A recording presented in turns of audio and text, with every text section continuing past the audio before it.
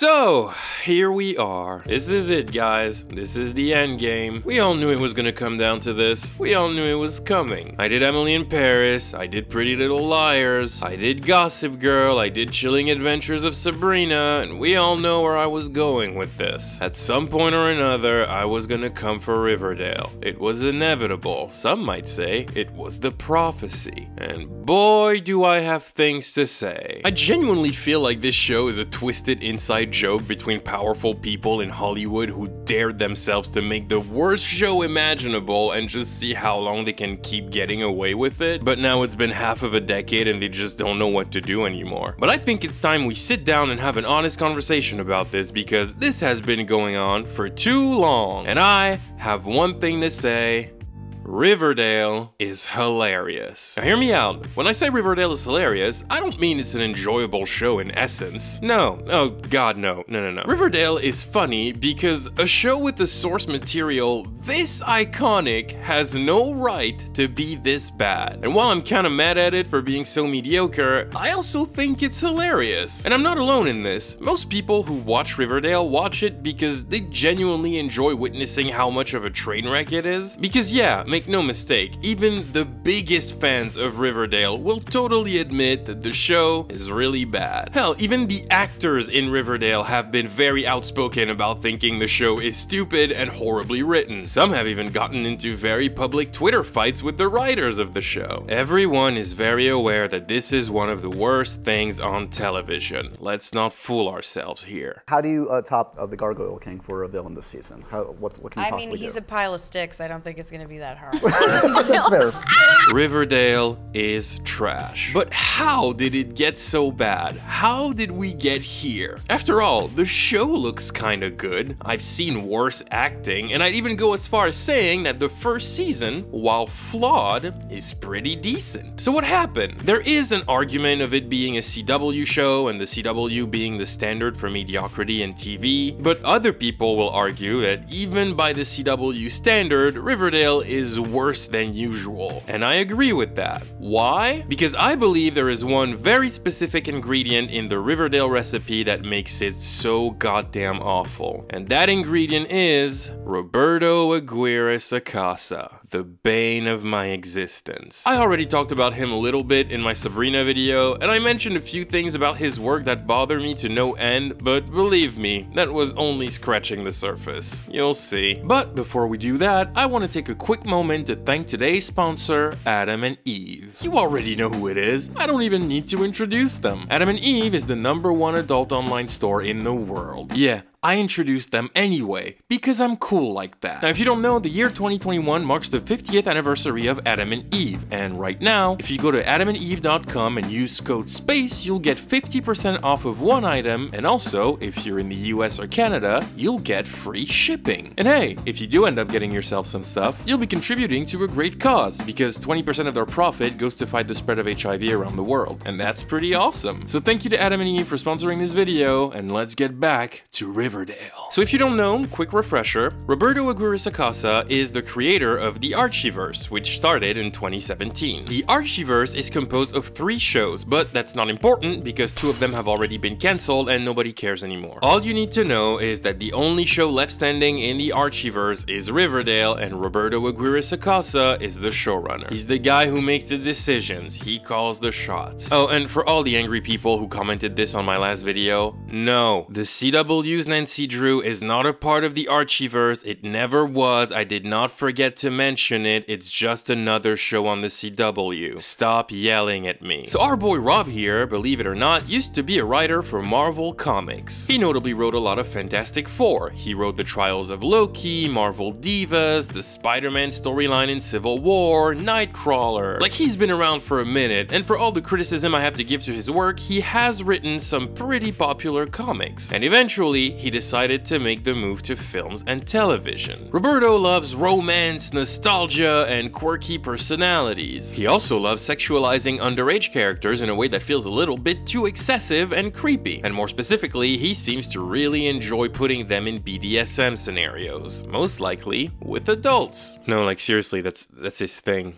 Like, He does that a lot, it's kind of concerning. And I'm not just talking about his TV shows here. One thing to know about Roberto Aguirre-Sacasa is that he has a very strange history with Archie Comics. And by that I mean, he is obsessed with these characters. He is obsessed with them in a way that is a little intense. To make it simple, his entire career has been about taking Archie Comics characters and executing his weird sexual fantasies with them in it. He's been trying to do that repeatedly since he was a teenager. In his 20s, Roberto wrote a stage play called Archie's Weird Fantasy, in which Archie Andrews comes out as gay and has a sexual affair with Nathan Leopold.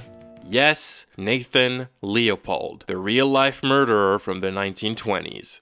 I'm not joking. It's a real story, you can look it up. Archie Comics Publications even sent a cease and desist order to the theater one day before the debut performance. They immediately shut it down. So Roberto had to change the name of the play and the names of certain characters to be able to keep going. That's the level of intensity we're dealing with here. When I say Roberto is obsessed with Archie Comics characters, I need you to know that I'm dead serious. And if that's not enough for you, he is on record referring to Riverdale as a thirsty show. That should really put things into perspective for you guys. You just have to see his posts on social media to get why he really is making this show, especially some of the captions that go with it. D is for damn, Archie's new BFF in Juvie is ripped. Just when you thought Riverdale couldn't get any steamier. Kevin Keller got hella swole. Jesus, man, if you want to make porn, just say that. Anyways, he did a lot of shit like that, and he wrote for Marvel for a very long time, until eventually he got to actually write comics for Archie Comics. As you know from my previous video, he created the original Chilling Adventures of Sabrina comic book. He also wrote Afterlife with Archie, and oh, you know that awful Archie meets Glee comic book crossover that came out in 2013? Yeah, that's him too. He made that. And then he transitioned to movies and TV. He notably wrote the awful remake of Carrie that came out in 2013. He turned Glee into an absolute shit show. He wrote some of the worst episodes of Supergirl, and oh, he also tried to make a sexy Dracula show, but ABC thought the pilot wasn't good, so it never happened. And then, after a few years in the television world, Roberto finally created Riverdale. So what is Riverdale? Yeah, that's a good question, actually. What the fuck is Riverdale? I don't think I have the answer to that question. I don't think anyone does. Seriously, how do you even describe Riverdale? I don't think anybody can do that. I'll do it. Riverdale is a pseudo-psychological thriller posturing as a consolidation of every beloved 90s teen show. It thinks it's the prodigal love child of Twin Peaks and Dawson's Creek, when in reality it meanders more into the flaccid, early 2010s territory of Pretty Little Liars. While no one can discern just where exactly the plot is sitting at present, its origins are simple. The humble but insular town of Riverdale has been struck by tragedy when its beacon of American aspirational masculinity has had the life sucked out of him by an unknown figure. His death provokes a series of events which galvanize Archie Andrews and his gaggle of all-American morally ambiguous friends to uncover the many mysteries of their elusive municipality. Joined by chuggy, silver-tongued girl boss Veronica, bedeviled good girl Betty, sentient Wattpad love interest Jughead, and sapphic can't mean girl Cheryl Blossom, Archie falls face first into the ever-elapsing secrets of his hometown. The show's initial sensibilities of postmodern satire quickly began to crumble under its poorly constructed writer's table, devolving instead into a half-finished Rube Goldberg machine of continuity errors, plot contrivances, and disaffected actors waiting for their contracts to breathe a final rattling breath. So in short, it's awesome.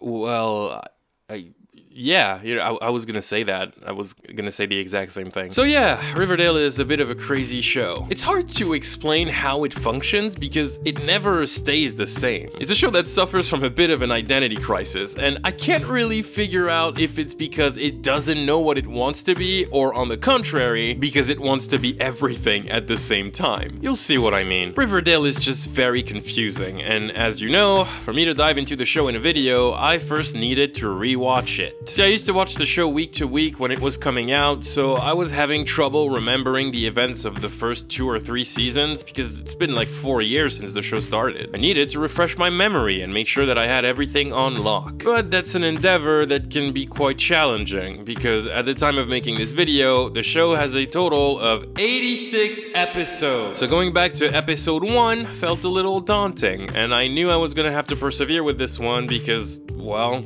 it's Riverdale. And you know what? It went pretty well, all things considered. The binge was long, I documented some of it on my Instagram story, but I think I handled it properly. I was pretty chill about it. Guys, should we maybe re-binge Making a Murderer on Netflix? Oh my god, shut up. Now I feel like I'm ingrained in the show's DNA. I've seen it all, and I saw the interactions online. From the show and its weird antics, the 12-year-old fans who have no idea what they're watching but adore the show because they think the actors are hot and they just live to watch them make out for some reason, and the legion of grown white women who take the show way too seriously and talk weird. Trick or treat, River Babes. What the hell did you just say to me? Riverdale is just a strange world, both inside and outside of the show, and I have too many thoughts to contain in my brain, so I'm going to let them out. So like I said earlier in this video, season 1 of Riverdale is actually kind of okay. And I'm not being sarcastic here, it's good. It has a lot of flaws, which we're gonna talk about in a minute, but between the shitty music and the endless CoverGirl product placements, season 1 is fairly enjoyable. What works about it is mainly the fact that the story feels more focused, and I do believe that it's due to the season only having 13 episodes instead of the usual 22. The other seasons are way too long for their own good, and since the writers are not exactly competent, they continuously need to come up with new ways to waste your time so they can get to the finale. In season 1 though, the pacing is actually kind of alright, and the story flows just fine. I also like that the plot of the season is super simple. It's just teenagers solving a murder mystery, and it doesn't need to be anything more than that. Our protagonists are not MMA fighters in underground prisons or superhero vigilantes who kill people like it's nothing. They're not fighting bears or aliens. They're not at war with the mob. They're just a bunch of high school kids who can't stop themselves from putting their noses where it's not supposed to be. Riverdale works best when it's simple and operates on shorter seasons, and season 1 is an excellent proof of that. I like how the town of Riverdale feels really alive, and I really enjoy how one of the primary themes in this show is that nothing is really what it appears to be in Riverdale. People are just really good at putting a mask on. Everybody seems perfect at first, and the more you go down the rabbit hole, the more you realize that a lot of things in this town just do not add up. The tone of the show is also really neat. I like dark stuff, and the aesthetics of Riverdale are really interesting. I think I mentioned it in my Sabrina video, but if there's one positive thing you can say about Roberto's shows is that for the most part, they look good. The visuals are always on point. They kind of play with this ambiguous time period thing, and you can tell there's a lot of detail that goes into it. At first glance, you would think the show takes place somewhere during the 1950s, from the clothes, the cars, the diners, but then you'll see characters use iPhones and laptops, confirming that it is indeed taking place in present day. And it gives the whole show this out-of-time atmosphere that I think is really cool. However, Riverdale does fall into the same style over substance issue that plagues every single one of Roberto's shows. Just like Chilling Adventures of Sabrina, Riverdale is a show that is more interested in looking good than being good. Thankfully though, when it comes to storytelling, season 1 has its merits. Huh?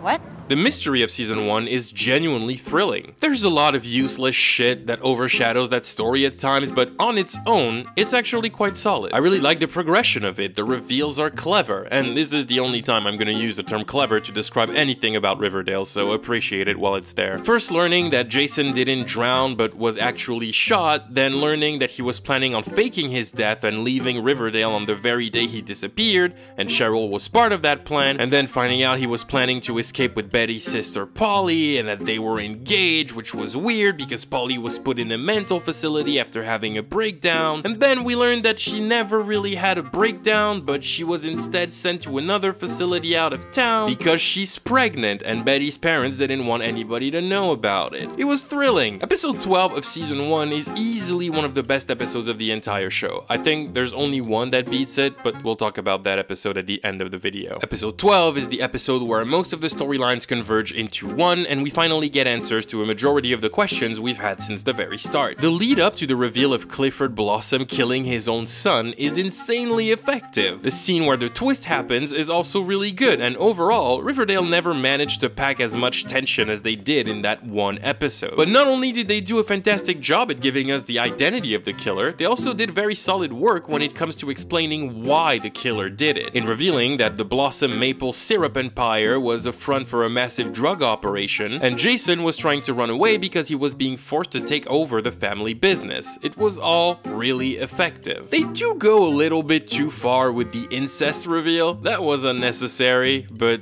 you know, that's Roberto Aguirre-Sacasa for you. He has a bit of a thing with incest, but we'll talk about that more later. The entire unfolding of this mystery and the conspiracy going on in Riverdale is actually engaging, and I don't understand why they didn't want to stick to that very efficient formula. It worked so well. Like, yeah, season 1 was rough around the edges, but there was so much potential there to build upon in future seasons. But instead, Roberto took everything that made Riverdale interesting in season 1 and threw it out the window, and he kept all of the shitty parts to crank them up to 11. It's a real shame. Now, here's a thing that bothers me. When talking about Riverdale, a lot of people look back at season 1 and are like, oh, season 1 was so great, I don't know what happened afterwards. And I need those people to calm down. Despite the praise I can give to season 1, let's be honest, Riverdale was never a great show, and that includes season 1. Season 1 definitely isn't perfect, and a lot of the problems that have driven the show into a wall over time were already there back then. To a lesser degree, sure, but I really don't like how people try to make season 1 sound like a brilliant work of art that was ruined by later seasons. No, it's a decent murder mystery, but the cracks were already showing. The awful dialogue, all of the singing bullshit, the plot holes, the terrible characterization. Like, season 1 isn't as great as people make it out to be, even if it appears like a masterpiece compared to other seasons. The only reason why it's superior is because season 1 is the only season in the entire show to have one storyline that's actually good. But the rest of the season is just as awkward and mediocre as the rest of the show. The Pussycats are building a brand,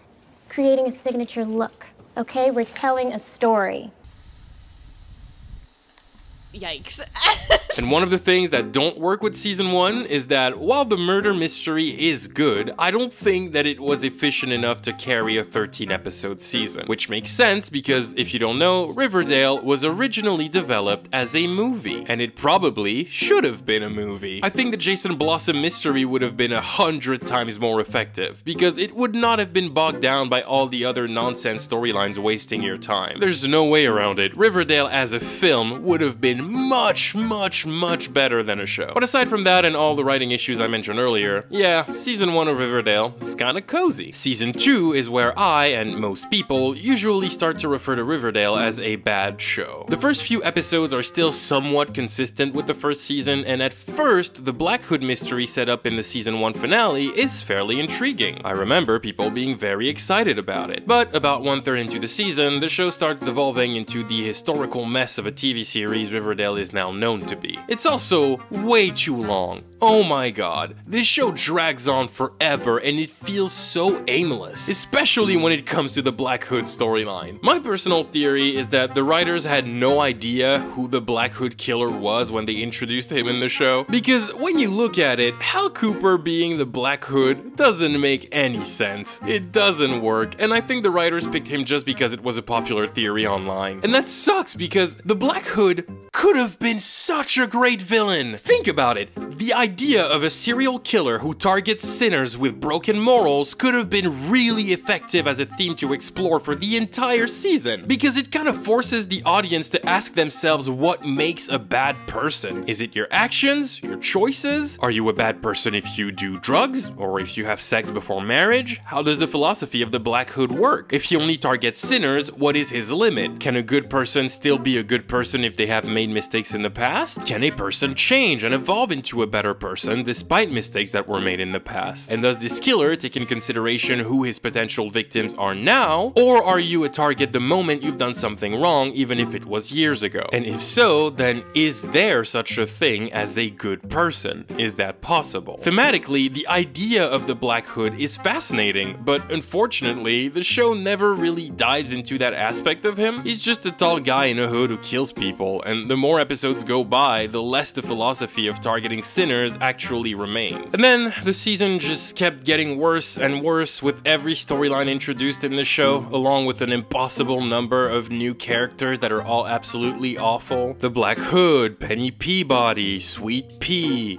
Chick, the Ghoulies, the Montreal Mob, it just never ends. And the few good characters that were in season 1 are completely ruined during this season. There isn't one good character left by the end of it. Oh, and also, this happens. We will find you. We will hunt you. And we will end you.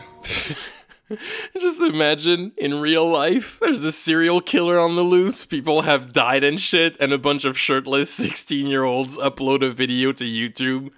It's the most unthreatening thing ever. It's just unhinged Bryce Hall energy. I'm gonna knock out Austin because I'm an actual fighter. I'm not a fighter. I've never claimed to be a fighter. Anyway, season 2 is just bad. It completely misses the mark. It's really messy and it's way too long. This show definitely should have stayed with the 13-episode seasons. And I gotta tell you guys, I was not even halfway through the show by that point and I was already considering giving up. I'm not kidding. Rewatching this whole show, binging it from start to finish, it was the hardest challenge I've ever had to face. It was hard. Too hard. For a while there, I thought I wouldn't be able to make it. I was falling into the abyss. I was losing brain cells by the thousands, and I didn't know what was gonna happen to me. I almost gave up. I didn't know how I would survive it. It was too hard. The darkness was consuming me, and I was alone to face it. How could I ever get through these somber times? Maybe I should just give up.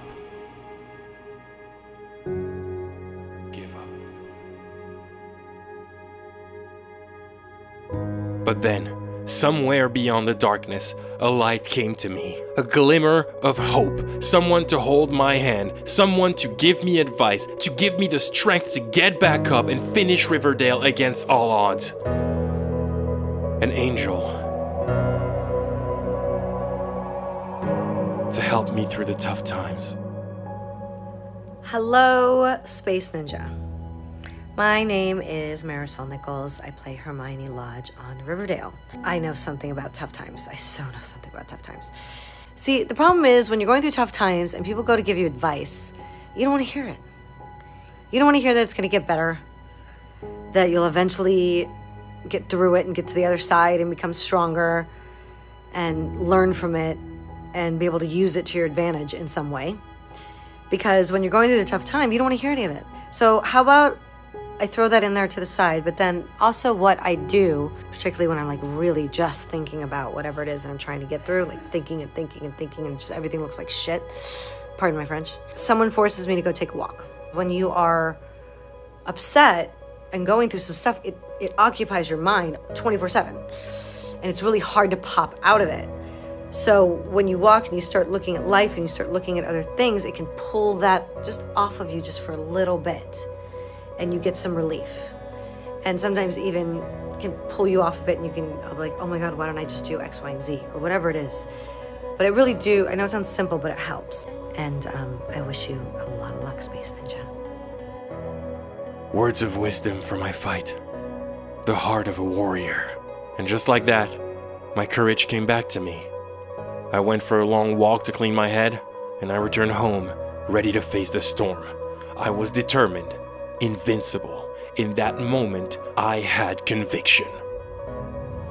But then I remembered I was about to watch season 3 and I got sad again. Season 3 of Riverdale really sucks. Let me put it this way. If Riverdale officially becomes a bad show in season 2, then season 3 is where it officially becomes one of the worst shows ever made. And I'm not exaggerating. Season 3 of Riverdale is just so insane that it's hard to even describe. And it's the point where people started to say things like, hey, remember when season 1 was just like a normal murder mystery? Because in season 3, the show just doesn't know what it is anymore. And the approximately 700 plots going on at the same time are just really confusing. There's a conspiracy around a board game inspired by Dungeons and Dragons called Griffins and Gargoyles. The entire town is going against a being known as the Gargoyle King. Meanwhile, Archie is in prison for a crime he did not commit, but then he escapes from prison and goes on the run while being hunted down by the mob, there's a drug trafficking subplot, a mental hospital subplot, and while all of that is happening, Betty is fighting a cult that is overtaking the city, and she has a new nemesis named Evelyn, who is the daughter of the man who runs the cult. It's really weird, and it's also very obvious that the writers are just making things up as they go with no real plans for their mysteries, so none of them really work.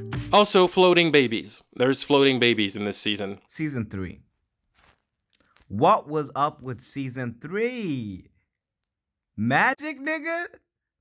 Nah, bro. One of the biggest problems with Season 3, and with the show as a whole for that matter, is the fact that Roberto and the writers really love shocking plot twists. Even when they talk about the show during press tours, they keep promising massive twists and turns. Oh, this season is going to have so many twists and turns, you're not ready for what's coming. And that's great and all, everybody loves a good twist, but I think we can all agree that a twist is truly effective when, you know, it makes sense. A twist is supposed to be here to support and enhance the storytelling. It shouldn't be the storytelling. And that's where we run into the big problem. Roberto thinks plot twists are good storytelling, even if they come out of nowhere. And if you know me, you know that this type of writing is a huge pet peeve of mine. I talked about it at length in my Pretty Little Liars video, but goddamn, Riverdale is on a whole other level. It's a very simple notion they need to understand. Shock value is not storytelling. Because Roberto's logic is backwards. He seems to believe that a good twist's only job is to be shocking, even if he doesn't bother to justify its existence in the story. So major things in the show that should require some level of background or justification to function just come out of nowhere, just for the sake of having a twist. One example that comes to mind is the Season 3 twist in which we find out that Edgar Evernever's mysterious cult known as The Farm, which has been a prominent part of the season up to that point, is actually a front for an organ trafficking operation. And not only that, but it turns out that Edgar's daughter Evelyn, who goes to school with Betty and company, is not really his daughter, but actually his wife. And she apparently suffers from a medical condition that makes her look much younger than she really is. What the fuck are you talking about? Huh?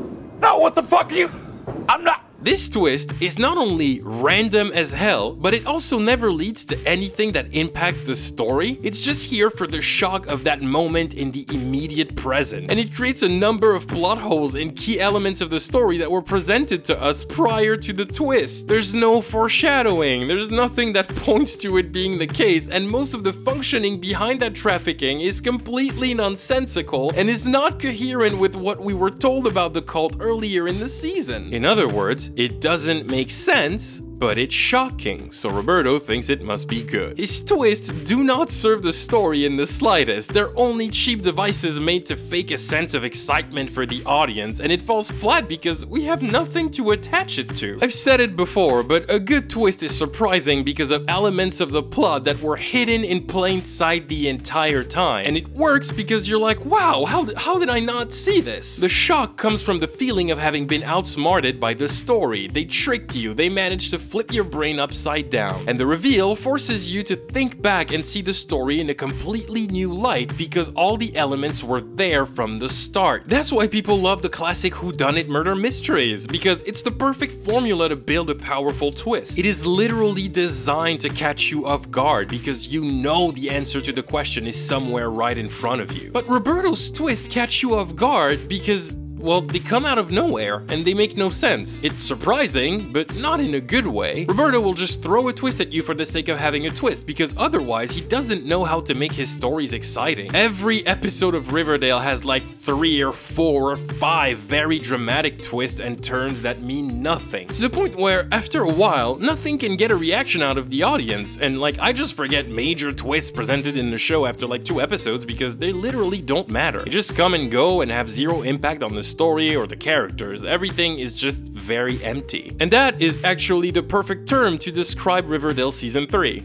empty. Not in terms of the narrative, oh no. Story-wise, season 2 is just mediocre, but season 3 is absolute chaos. It doesn't take a single moment to breathe. Everything is at 100 at all times. But it's empty, because like I said, none of it matters. It's so pointless and stupid. Cheryl is a vigilante who kills people now. Veronica is an underage bar owner. Jughead is the godfather, apparently. Betty has been the same character since season 1, so who cares? And Archie is just God now. He can do anything. There's just too much of everything, so I can't bring myself to care about anything, because the story doesn't move forward. It just shifts out of nowhere completely and becomes something else. There's no real progression to the plot. Massive things happen, and then one episode later, everybody acts like that never happened, and most of the time, those things are never even brought up again. For example, it's only when we're watching the show that I remembered that Betty's dad gets murdered right in front of her in the season 3 finale. I genuinely did not remember that, and it's not because I have a bad memory or something, it's because the scene in which Betty watches her father get shot never has any weight on her character after that one scene. He literally gets his head blown up right in front of her, and then it's never mentioned again. Betty never has to deal with the trauma this should bring. She never has a moment of grief. Nobody talks about the fact that this notorious criminal in town was murdered. Season 4 starts, and it's like it never happened, because again, the twist of her father getting shot in the head was only there for shock value. Bravo, sir. You are a genius. Bravo. Anyways, fuck season 3. It was an absolute nightmare to get through. Season 4 of Riverdale is really boring. God damn it. The amount of times I had to fight to avoid falling asleep during this season. Jesus. It's actually the season that made me tap out when I was watching the show week to week. I eventually finished watching it for the sake of this video, but back when I was just watching the show casually, I officially gave up on Riverdale about 8 or 9 episodes into season 4. The problem with this season is that all of the crazy antics that made the show somewhat enjoyable in an ironic way kind of fizzle out after a while. You can only go so far with the it's so bad it's good route because it inevitably gets boring. And the numbers kind of back me up on this one. Riverdale lost an incredible amount of viewers during season 4. The ratings took a huge dive. I think even Roberto realized he might have gone too far with season 3 because you can tell that season 4 is really trying to channel the vibe of season 1, but it's very clumsy. The entire story of season 4 stands on the big reveal of a flash forward in the season 3 finale, in which we learn that Jughead is going to die under mysterious circumstances a few months from now. And the plot of this season is supposed to tell us the story of how that happens. Interesting concept, but it doesn't work here.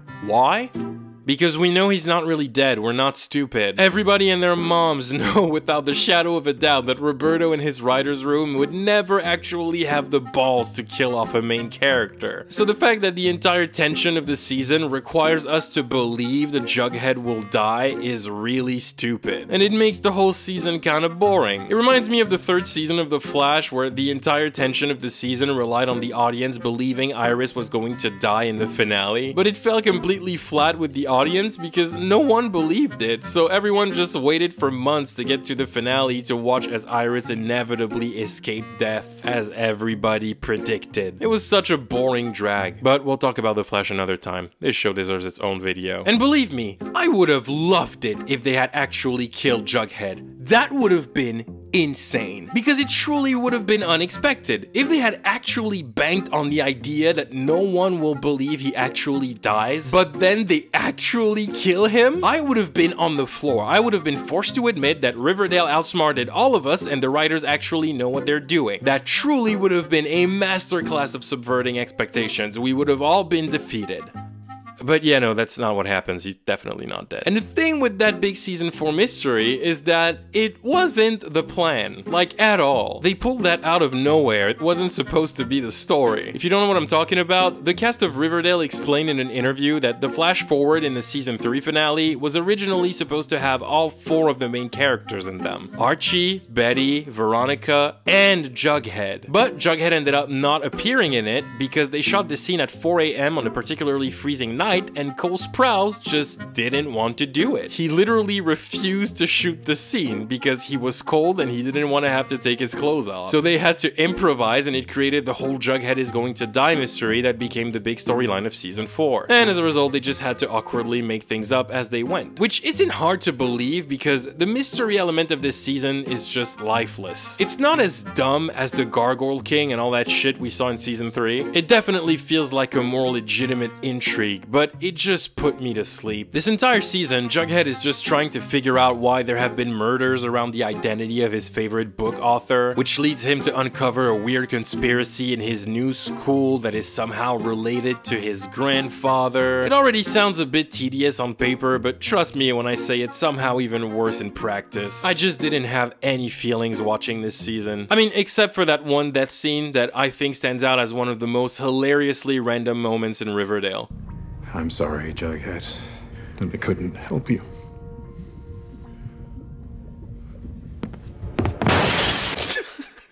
Really? Anyways, I don't even have that much to say about this season, to be honest. Riverdale season 4 just feels uninspired and repetitive and stale. Veronica is arguing with her father all the time. Betty has been the same character since season 1, so who cares? Cheryl is hanging out with her brother's dead body. Archie is still in this show for some reason. I don't know. Maybe it's because I was mentally checked out by that point, but while season 4 is not as shamelessly horrible as season 3, it's still the season that left me the most indifferent. It exists, it's there, it's still a bad show, but it has been way worse than this, so However, I would like to point out something that started to make me laugh quite a bit in season 4. It kind of goes back to what I was just saying about the way this show uses plot twists, so I might repeat myself a little, but I don't care. Because I just need to take a moment to acknowledge how hilarious it is that every single character in this show finds out at some point or another that they have a secret, long-lost relative. It's an overused trope in fictional media, and I get how it can sometimes be used as a clever twist, but Riverdale is so excessive with it that it's almost comedic. As soon as Roberto and his little Padawans don't know what to write, they just pull a secret relative out of their asses to throw it into the story for no reason. In season 1, we learn that the Blossom family and the Cooper family are secretly related. Why?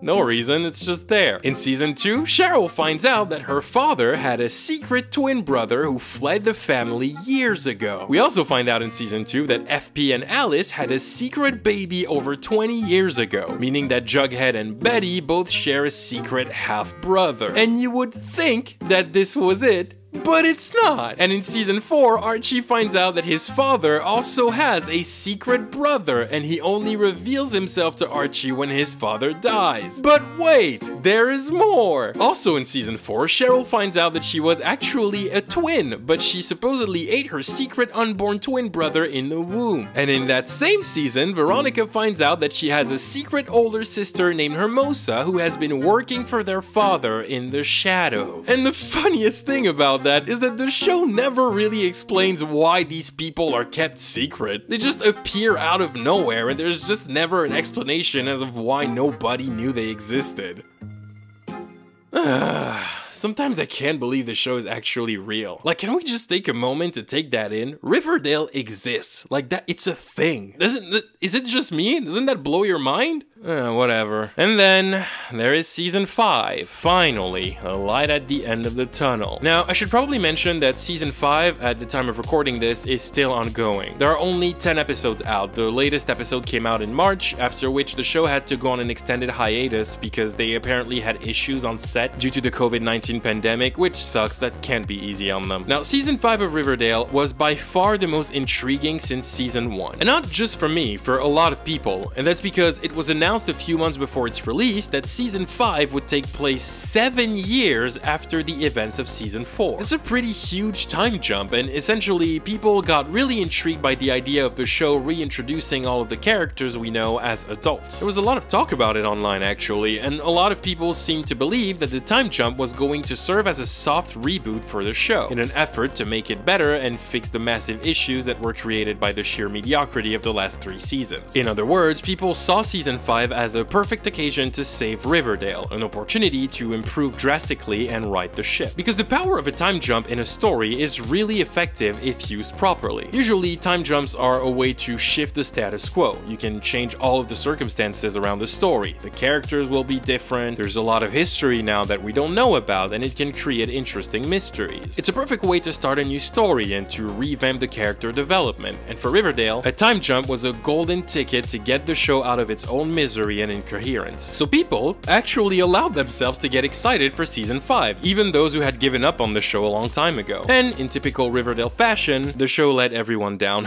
Season 5 is probably the worst use of a time jump I've ever seen. It's even worse than the Pretty Little Liars one, and that one is pretty bad. The time jump here is completely useless and completely stupid because everything is the same. Nothing has changed. So for context, the new story of the show is that Riverdale is now a ghost town, sort of. It was dismantled by Hiram Lodge, and officially Riverdale no longer exists. Archie left for the army after high school, and after coming back from a war, he decides to leave the army and return to Riverdale, but he finds the city in ruins. Meanwhile, Jughead has become an author, but he's broke and struggling, and he spends his life running away from debt collectors. Betty is now in the final stages of training to become an FBI agent, because obviously. Veronica became a successful businesswoman, but she stopped working after she married some rich douchebag. Kevin is still in the show somehow, and nobody cares about Cheryl. So, in a desperate attempt to save Riverdale from its terrible fate, Archie decides to reunite with his old friends, and they all become teachers at their old high school to rebuild the town's infrastructure. I know this last part sounded like a joke, but I swear to God, that's the story. But that's not all of the story. See, people were really quick to realize that season 5 was not an attempt at improving the show, because the writers don't care, so it's the same old bullshit. Let me break down for you the storylines of season 5 so far. These are all real, and keep in mind, this is only the first 10 episodes. That's half of the season. So while Toni tries to save the town from Hiram Lodge, Archie decides to become a fireman as well as a teacher and a football coach. Betty is having nightmares and hallucinations due to some severe PTSD after having been kidnapped by a criminal known as the Trash Bag Killer. No, that's not a joke, that's really his name. Betty's sister Polly, who is now a prostitute, mysteriously goes missing for like the 7th time. I swear, Polly disappears every 3 weeks, she's a mess. Veronica has some relationship drama with her husband, but nobody cares about that. And Jughead is abducted by aliens, and he starts investigating the history of a strange being known as the Mothman. Oh, and he does some mushrooms at some point. So,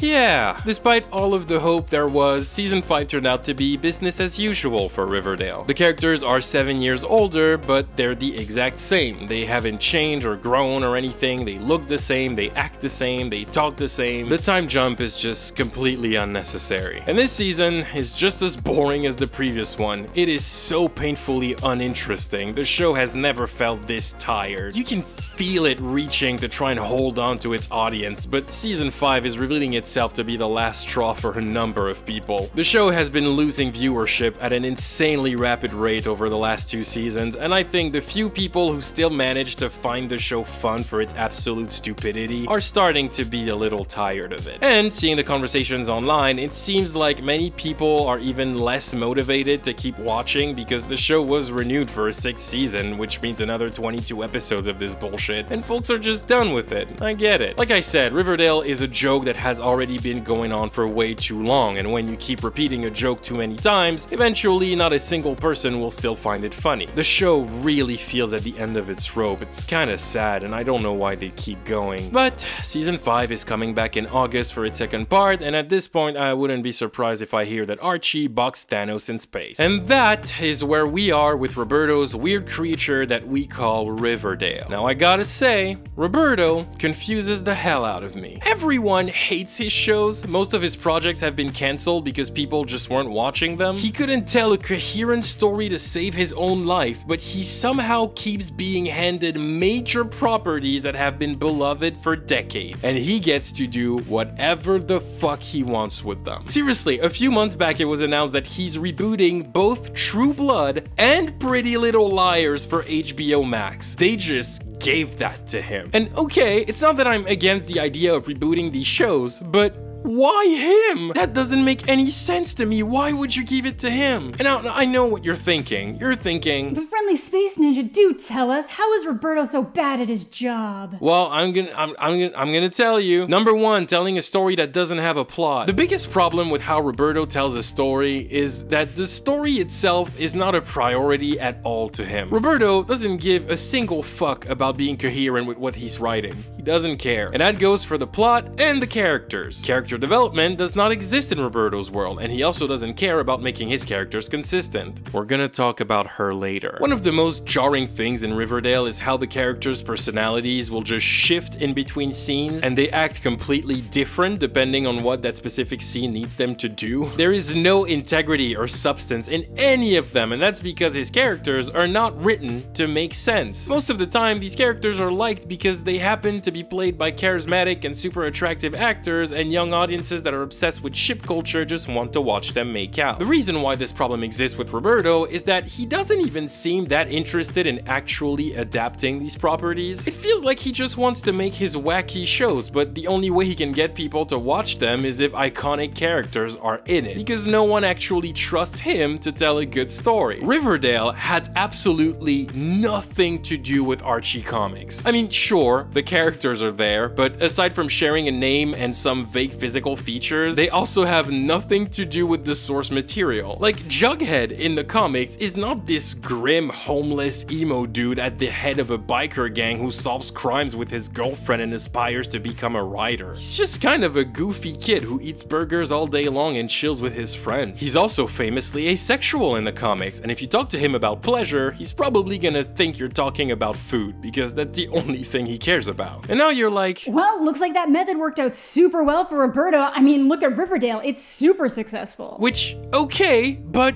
no, it hasn't worked out for him. Riverdale is a lucky strike, but Roberto is 1 for 3 right now. His 2 other adaptations were cancelled very quickly. Chilling Adventures of Sabrina had only been around for 2 years, and Katie Keene was slashed by the CW after 1 season. It didn't even get to have an anniversary. Do you know how mediocre you have to be as a show to be cancelled by the CW? They literally have no standards. Batwoman is getting a 3rd season. Clearly it doesn't take much. And also, who are you? How are you in this video? The Archieverse did not work out for Roberto. It's a failed experiment by every sense of the term, because he's not a good storyteller and people don't stick around to watch his shit. People were excited for Katie Keene because Lucy Hale was in it, but then the show was just boring and people stopped watching. People were pumped for Chilling Adventures of Sabrina for so many reasons, but then the show stopped making sense and it turned into this weird musical and people got bored and stopped watching. He ruins these beloved franchises for people. Riverdale is the only one still standing thanks to Netflix, but the ratings on the CW have also gone down dramatically. And the only reason people are watching it is because they think it's funny and ridiculously bad. The show is losing fans very quickly, and it's not difficult to see why when you see the way Roberto writes stories as a whole. An overwhelming majority of plot points in his shows don't go anywhere and are often abandoned whenever he gets another idea of something he can do with his characters. As soon as he is done with the storyline and doesn't feel like working on it anymore, he just moves on to the next one without taking the time to give it a proper resolution. As a result, major plot points and even entire characters just sort of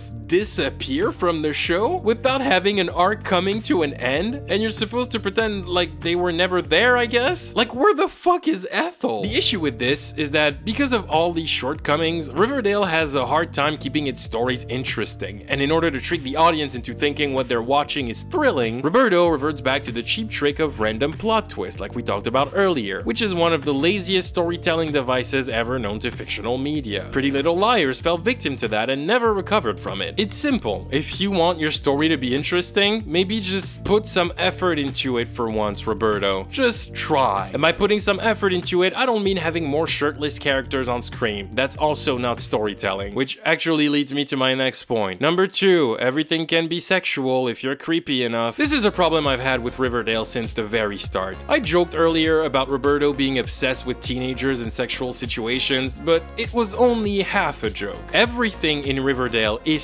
so overly sexual, it's kind of weird. And don't get me wrong, I know that teen television is hypersexualized by nature, that's just how it is in America, but even by those standards, Riverdale kinda sticks out. It feels like Roberto wanted Riverdale to be like an R-rated erotic porn series with underage people at the center, but because, you know, that's illegal, and because the show landed on the CW, he couldn't actually do that, so he reluctantly hired adults to play teenagers, and it's mainly showed through Riverdale's obsession with not only sexualizing underage kids, but more specifically, putting underage kids in sexual situations with grown adults. Like a 15-year-old Archie having sex with his teacher, while completely failing to address the psychological repercussions this can have on a teenager. That very random episode in early season 5 where a bunch of teenagers make a BDSM snuff film to sell to an adult video store. Yeah, we got people selling child pornography in Riverdale now. Are you having fun? Also, 16-year-old Betty doing a striptease in a bar full of adult customers was particularly disturbing, and not only that, but also the show is like, hey, let's have her striptease to Mad World.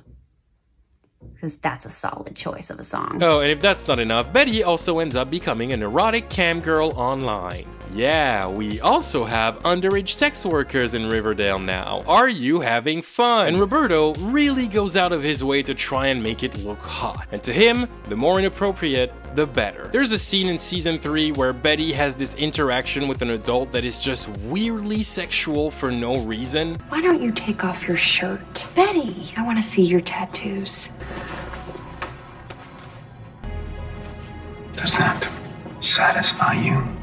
And, because no, I'm not done, there's Kevin sneaking out in the woods at night to find adult gay men to fuck him. I know it sounds like I'm making this up, but it actually happens. And I'm not saying that you can never put a storyline like that in a show. Euphoria did it, for example, but while I have my criticisms of Euphoria as a show, it does make a point of showcasing how profoundly fucked up things like that are. And it doesn't try to make it look like a fantasy. Like, it doesn't treat the subject lightly, and the consequences that come with such an experience drive a good portion of the story moving forward. Riverdale does the opposite. They want you to think it's hot that Archie is fucking Miss Grundy. Look at how hot and sweaty they are. There's a top 40 pop song playing over it. It's so romantic. It's cool that Betty is being a cam girl as a result of what's clearly meant to be a dissociative personality disorder. They want you to drool over Edgar's body as he asks a 16-year-old girl if seeing him shirtless satisfies her. They make it look cool. They sell the situation as some sort of sexual fantasy the audience should be into. They go out of their way to make it appealing, and it just grosses me out. And I hate repeating myself because I made the exact same remark in my Pretty Little Liars video, but it just shows how insane it is that it has become such a common trope in television catered to teenagers. Are you alright, dude? Is everything okay at home? Relationships between characters are the same way. Every conflict has to be resolved in a way that is just weirdly sexual. Cheryl and Veronica have a conflict and we need them to resolve it. Well, screw the idea of powerful character moments through conversation. Let's hash it out by having them twerk at each other in a dance-off. Archie and Betty cheated on Veronica and Jughead by making out in a car? Well, screw the idea of powerful character moments through conversation. Let's resolve it by having Veronica and Jughead make out in a bathtub in slow motion. And then let's have Betty threaten Jughead to punish him with the whip. Haha, storytelling! Oh, and quick side note, just because this one makes me laugh. There is an episode of this show that is just an excessively obnoxious Bumble ad. Yes, you heard that right.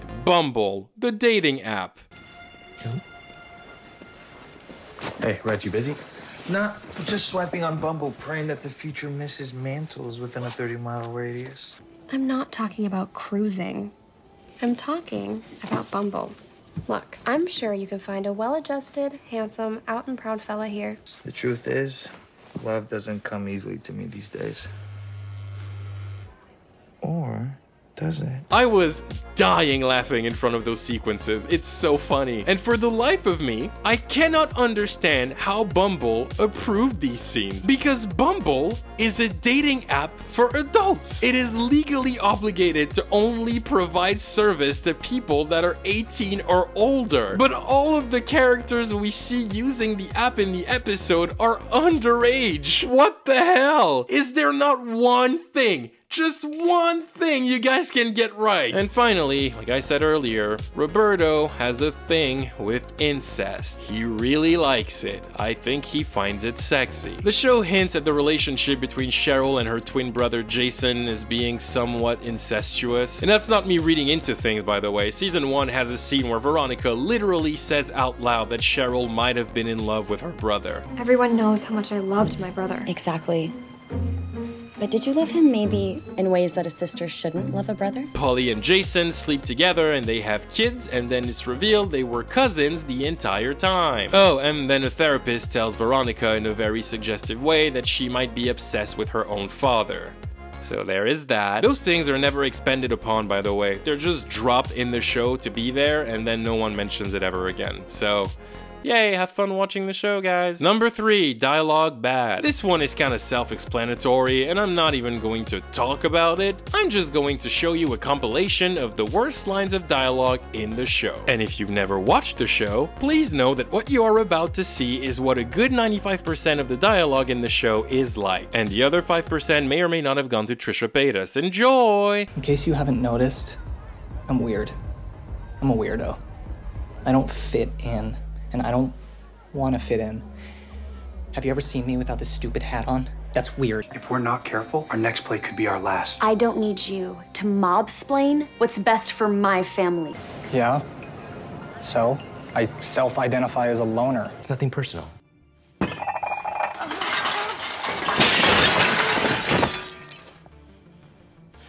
Neither was that, Papi. That's it. I don't care if you are Fred's kid. You're off my crew. The hell I am. I dropped out in the 4th grade to run drugs to support my nana.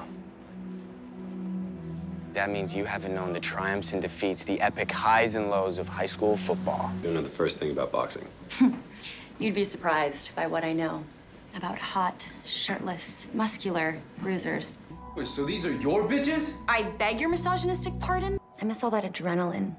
The highs of a filthy, huge sale, talking smack with the guys. They called me the she-wolf of Wall Street. He's got abs now. 6 more reasons for you to take that ginger bull by the horns tonight. I'm so over the toxic masculinity in this hallway right now. All right. Wakey, wakey, eggs and bakey. You wanted fire? Sorry, Cheryl Bombshell.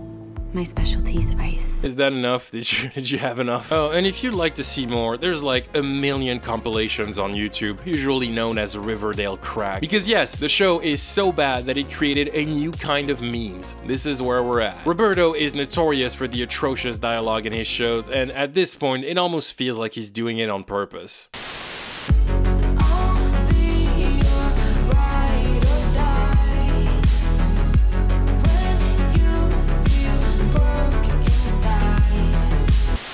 So I think it's fair to say that an overwhelming majority of Riverdale as a show is just wrong. But if there's one element of the show that makes people completely desperate, it's the characters. And when I say the characters, I mean all of them. Regular characters, recurring characters, guest stars, you name it, it doesn't matter. There isn't a single character in this show that works. The main problem is that every single character in Riverdale is as one-dimensional as can be. They're created to fit a very specific cliche that is usually a well-known stereotype from movies, and they're never allowed to be anything other than that. And I mean it, the characters literally describe themselves as movie stereotypes. They do it all the time.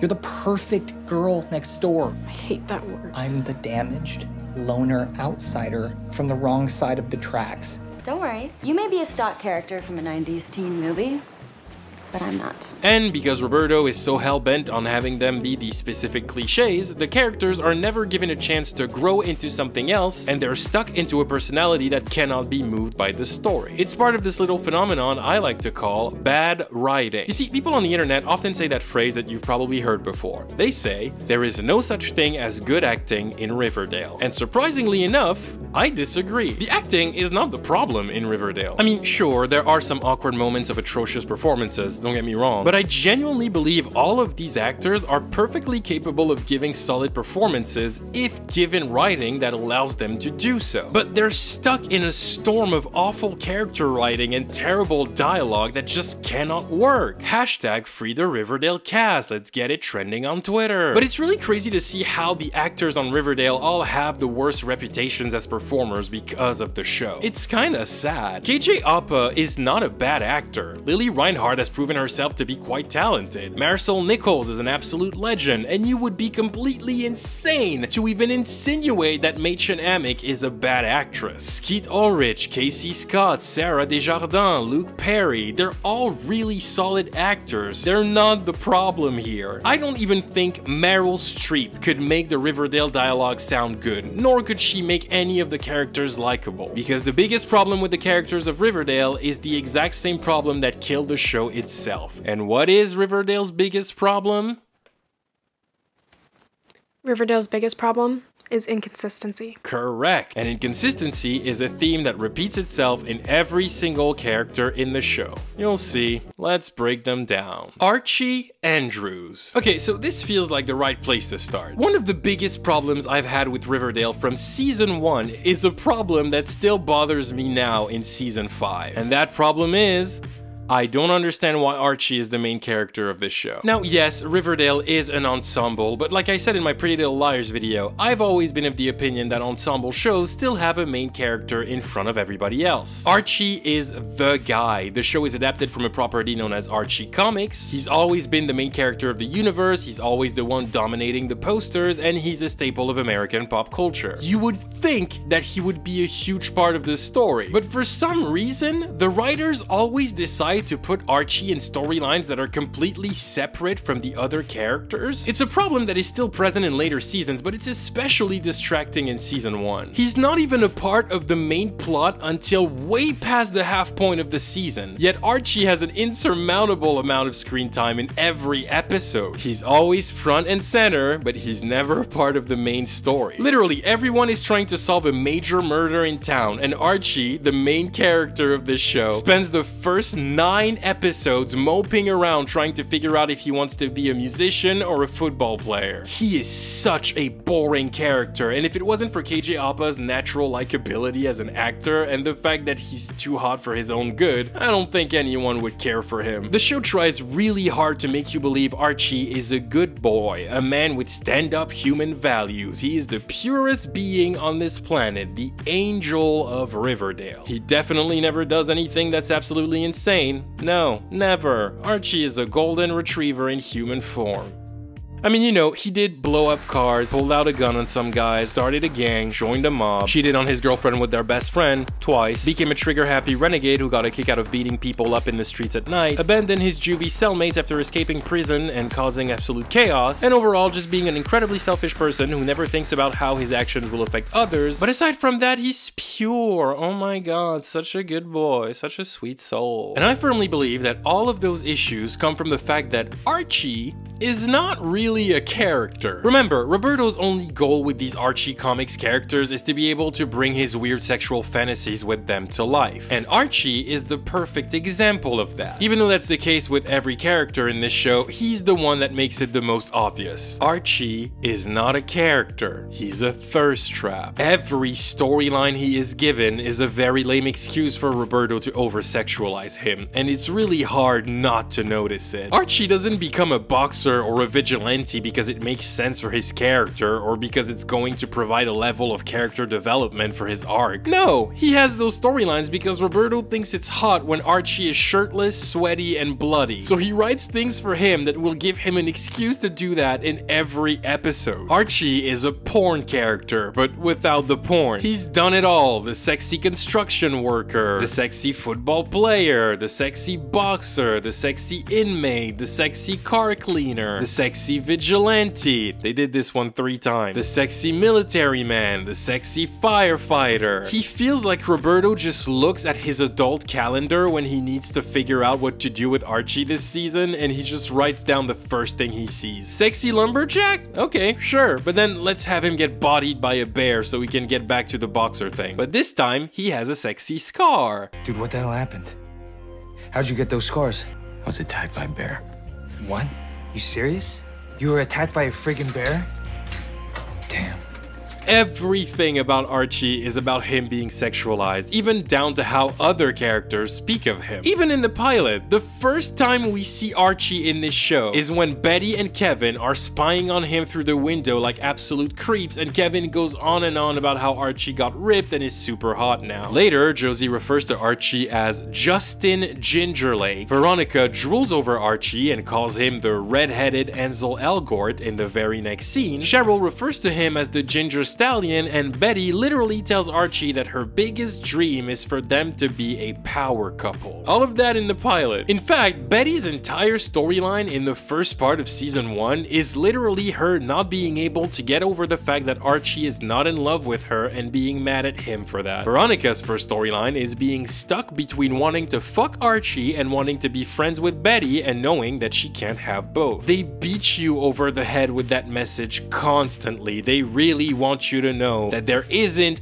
a single person under the sun who can resist Archie Andrews. He's just too hot. It's not a coincidence that Archie's very first storyline in the show is about him sleeping with his teacher. Roberto seems to be really turned on by the idea of Archie having incredibly inappropriate sexual relationships. In his 20s, he put Archie in a relationship with a notorious murderer, and now in his mid to late 40s, he's having a 15-year-old Archie sleep with his teacher. And you can tell it's a fantasy for Roberto because he made a point of aging down Miss Grundy for the show. If you don't know, in the comics, Miss Grundy is also a teacher at Riverdale High, but she's a very old woman. She's not very sexualized, she's grumpy, and she yells a lot, and that's kind of it. But in the show, she's this hyper-sexualized version of the character played by Sarah Habel, who was only 32 when she was cast, and the only personality her character is given is being horny. And sure, they allude to the fact that she stole the identity of the real Miss Grundy from the comics, who is dead, but come on, he knew what he was doing. And it's only after that storyline caught major backlash from the audience and was ended prematurely that Roberto decided to paint Miss Grundy as a predator, before killing her off out of nowhere in the first episode of season 2. He literally took the character out of the show as soon as she couldn't serve a purpose for his twisted fantasies with Archie. He just erased her from the story. I also think it's kind of hilarious how Roberto treats Archie like a god amongst men. He definitely has perfect character syndrome. He's invincible, some might say immortal. He never loses a fight. He gets attacked by a bear off screen and walks it off with a scratch the next day. And every single woman that exchanges words with him wants to fuck him. It's especially funny in the first couple seasons because quite literally every time Archie shares a one-on-one scene with a female character, it ends with a kiss.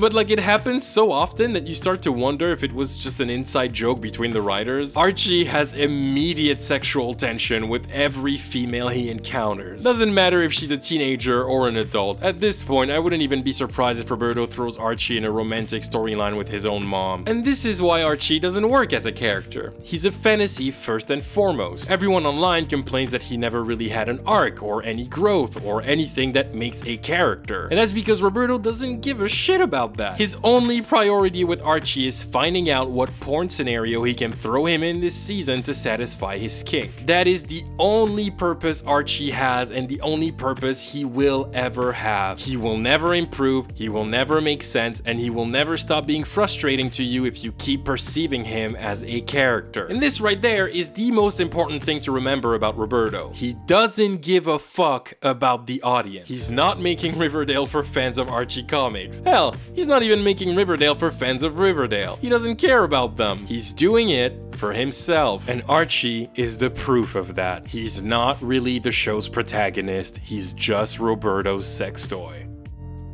Okay, let's talk about Ponytail now. Betty Cooper. So here's the thing. I used to have a bit of a love-hate relationship with Betty Cooper. I wasn't too sure why initially, so I had to think about it extra hard while we were watching the show, and I think I figured it out. The thing is that I never really liked Betty, but in season 1, I really like her arc. When you meet Betty in the show, she's being crushed under the unbearable weight of the expectations people have for her. She's trying to be the perfect daughter, the perfect friend, the perfect student, and that comes with a lot of hardship on a day-to-day basis. There's just too much pressure on her, and she doesn't really know how to handle it. That's interesting. At first glance, there's footing there to craft a really interesting character. But again, we're talking about characters handled by Roberto Aguirre-Sacasa, so Betty kinda sucks. Rewatching the show, I realized the problems I have with Betty Cooper as a character are essentially the exact same problems I have with Sabrina Spellman in Roberto's Chilling Adventures of Sabrina. She has the same annoying savior complex. She thinks she knows better than everyone about everything. She can't help but put her nose in everyone's business, even if she's explicitly asked not to. She has no respect for people's personal boundaries, she's incredibly condescending and intrusive, and she's also a massive hypocrite. Betty is a character who does a lot of really messed up shit in this show, but at the same time, Roberto is not willing to treat her as anything other than pure at heart, and it just doesn't work. I'm sorry. She's not a good person, and it's frustrating because Betty never has to face any consequences for her actions, and she does some pretty horrifying things. And even with smaller stuff, I binged Riverdale for this video, and I'm actually surprised at how often Betty just casually threatens people to murder them in this show. She does that a lot. It's kind of weird.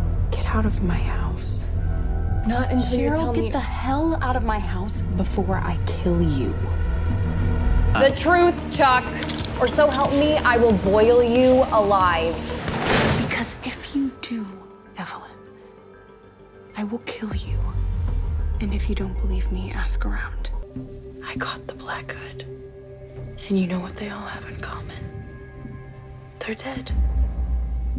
Consider yourself warned. And I think it touches on how the writers have this weird habit to treat Betty's mental issues as some sort of supernatural ability. And yes, even when the show tackles mental illness, it does it in an aggressively sexual way for no reason. And I think Betty gets it the worst. Roberto will stop at nothing to sexualize his precious teenagers. Now, if you don't know, throughout the show, Betty is shown to have some sort of dissociative personality disorder, which sometimes turns her into an alter ego that people like to call Dark Betty. And the way they decided to portray that mental illness physically is by having Betty wear dark lingerie, a choker, and a dark wig, and occasionally she has a whip. They even use that alter ego for a sexual scene between Betty and Jughead, and like I mentioned earlier, Betty even becomes an underage sex worker online due to that alter ego. But they never really acknowledge that it's a serious mental problem she's dealing with. They eventually retcon most of it and brush it off by revealing that Betty has something known as the serial killer gene, but that also is never really explored beyond the shock value of the twist of learning that she has the gene. Instead, they turn it into a weird plot device. In other words, Betty uses her alter ego like a superpower, and it's always weirdly sexual for no reason. Dark Betty will walk into a scene in slow motion on some top 40 pop music, usually in a shot that lingers on her body for as long as humanly possible. Like they really want to communicate to the audience that this is supposed to be super hot. And Lili Reinhart is a beautiful woman, so obviously she looks fantastic. But when you're watching the scene in context, it comes across really creepy and tasteless, and you can tell it's not intentional. In fact, Lili Reinhart revealed in an interview that she asked the writers to stop the Dark Betty thing, because over time she became way too uncomfortable with how they were sexualizing it, and she felt like it was actually taking away from the character's struggle with mental health and self-harm. She just didn't think it was an appropriate way to deal with such a serious subject.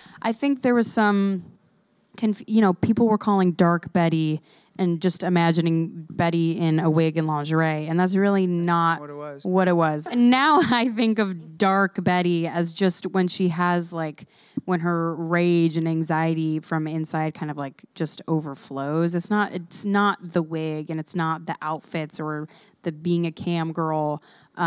It's just her inner demons kind of coming out when you see Betty do her self-harm again this season when she's under traumatic circumstances. I think because the wig and the lingerie kind of made it seem like you had a dual personality, right? But also it wasn't it was almost too campy to represent a darkness. Yeah, it's exactly. No, this girl has real demons, and it's not like a character. It's her, and so that's what my whole thing about the wig and the whole thing was, it's like, nope, it's just one girl. She also hated wearing the wig, but mainly the first reason. And if you ask me, I just think it's kind of crazy how the actors on the show are constantly talking about how they want things for their characters to make more sense on an emotional level. We'll talk about that more when we get to Jughead, but there is a pattern here. I don't think it's a coincidence that they all mention it. And even the other aspects of Betty's character just do not work. You see, the writers really want Betty to be the detective of the show. Seriously, if they couldn't spell it out for you hard enough, she literally becomes an FBI agent in season 5 because Roberto doesn't really do subtlety. Betty is a character who is usually assigned whatever mystery has to be solved this season, usually with Jughead acting as her second. In season 1, she does her own investigation of Jason's murder. In season 2, she is harassed by the Black Hood, who is obsessed with her, and she plays his little games in an attempt to discover who he is by getting closer to him. In season 3, she's looking to unmask the gargoyle dude guy. In season 4, she investigates Stonewall Prep, the mystery tapes, and all that bullshit. And in season 5, she's investigating the disappearance of her sister Polly. On all accounts, Betty is the main detective of the show. But the problem with this is that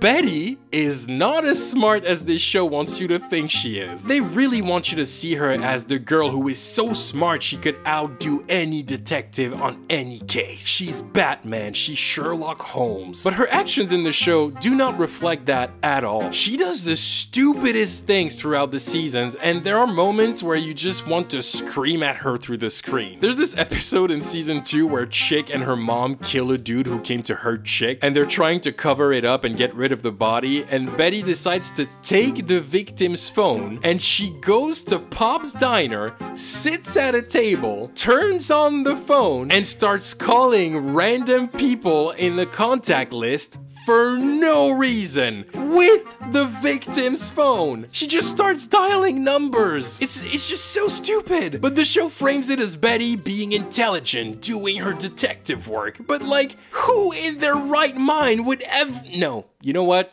I'm not even going to finish this thought. It pisses me off way too much. And all that writing makes Betty the perfect representation of how Roberto doesn't know how to write consistent characters. So it not only makes them very confusing, but I don't think he realizes how stupid it makes them look as well. I think one of the funniest examples of that is in season 1 during the episode of Jughead's birthday. See, Jughead keeps his birthday a secret because he doesn't like the attention. For him, birthdays are just a reminder of his endless childhood trauma, and he doesn't want to have to celebrate it. Archie tells Betty that it's Jughead's birthday, and he makes it explicitly clear that Jughead hates parties. It makes him deeply uncomfortable, and he'd rather just go to the movies with Betty and enjoy a quiet night in front of an old school film with his girlfriend. So what does Betty do? Yeah, you guessed it. She decides to throw Jughead a surprise party on his birthday. And that's not even the dumbest part. The dumbest part is that Betty actually gets offended when she sees that Jughead is not happy about the party. She's genuinely baffled that he's upset about it. Make it make sense, Cooper. Especially because she invited people at that party that Jughead either doesn't know or doesn't like. And watching Betty being just so confused by his reaction is just hilarious. And by the way, that confrontation between the two is what eventually leads to the show's most infamous line of dialogue. In case you haven't noticed,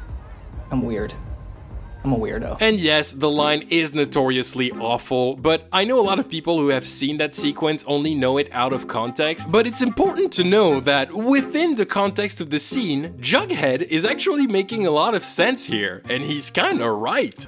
It's just a party, Jug. It's not just a party. It's the fact that you don't know or even care that this is the last thing I would want. Just like Archie, Betty does not think about how her actions will affect other people, and all the choices she makes are driven by ego rather than goodwill. In essence, that could make her a really good character with realistic flaws, but because the show is unwilling to acknowledge those flaws in a meaningful way, she falls incredibly flat. She's not my least favorite, but I get why people find her so frustrating and annoying. Betty is just a whole lot of wasted potential, and I honestly feel bad for Lili Reinhart. She deserves so much better. Moving on, Jughead Jones. So when a Riverdale conversation is brought to the table online, it seems like Jughead is always the one to be perceived as the favorite. I've seen people also say that he is easily the best character on the show. But let me ask you a very simple question. Do you really think Jughead is a great character, or do you just like Cole Sprouse? Because I really like Cole Sprouse. He's a cool dude, he's very charismatic, and he brings that charisma to Jughead for the most part. I like his vibe, his blatant overacting is always welcome in my life. But despite all of that, I can't bring myself to call Jughead a good character, because he's just not. He's fine, he's probably the least annoying one of the bunch, but that doesn't exactly make him good, does it? Oh, and if I can allow myself a quick little nitpick, one thing that I find particularly funny about Jughead, especially in season 1, is his narration. The writers attempt to make him sound deep and stuff, but if you actually listen to what he's saying, you quickly realize that the shit this guy says makes absolutely no sense. Maybe it's just a forgotten closet under a well-trod staircase, where it's just you and the mice and the spiders, like an extra in a Wes Craven movie. What are you saying, dude? Are you high? Do you need a Kit Kat? 80% of Jughead's narration is absolute gibberish. And while a part of me finds it funny, another part finds it weirdly irritating. Because it's just lazy writing. The writers don't really know how to make a character sound smart and well-spoken in a way that feels real, so they think that making them spit a bunch of nonsensical rambling with complex vocabulary is gonna do the trick, because Jughead is supposed to be this tragic author dude or whatever. But I'm not stupid. You can't fool me, CW.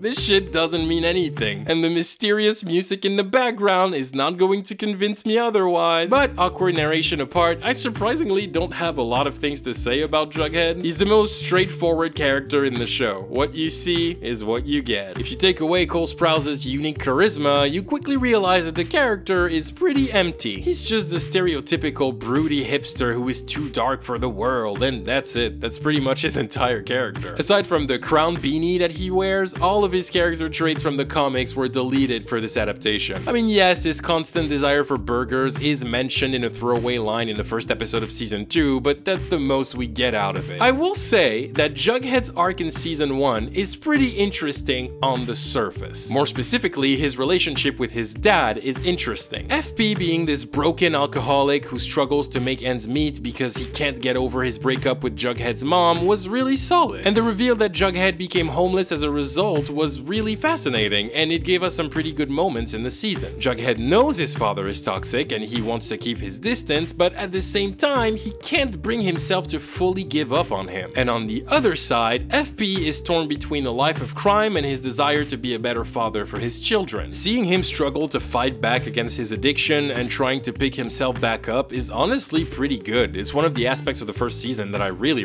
liked. I'm gonna get your mom and Jelly Bean home so we're all under the same roof.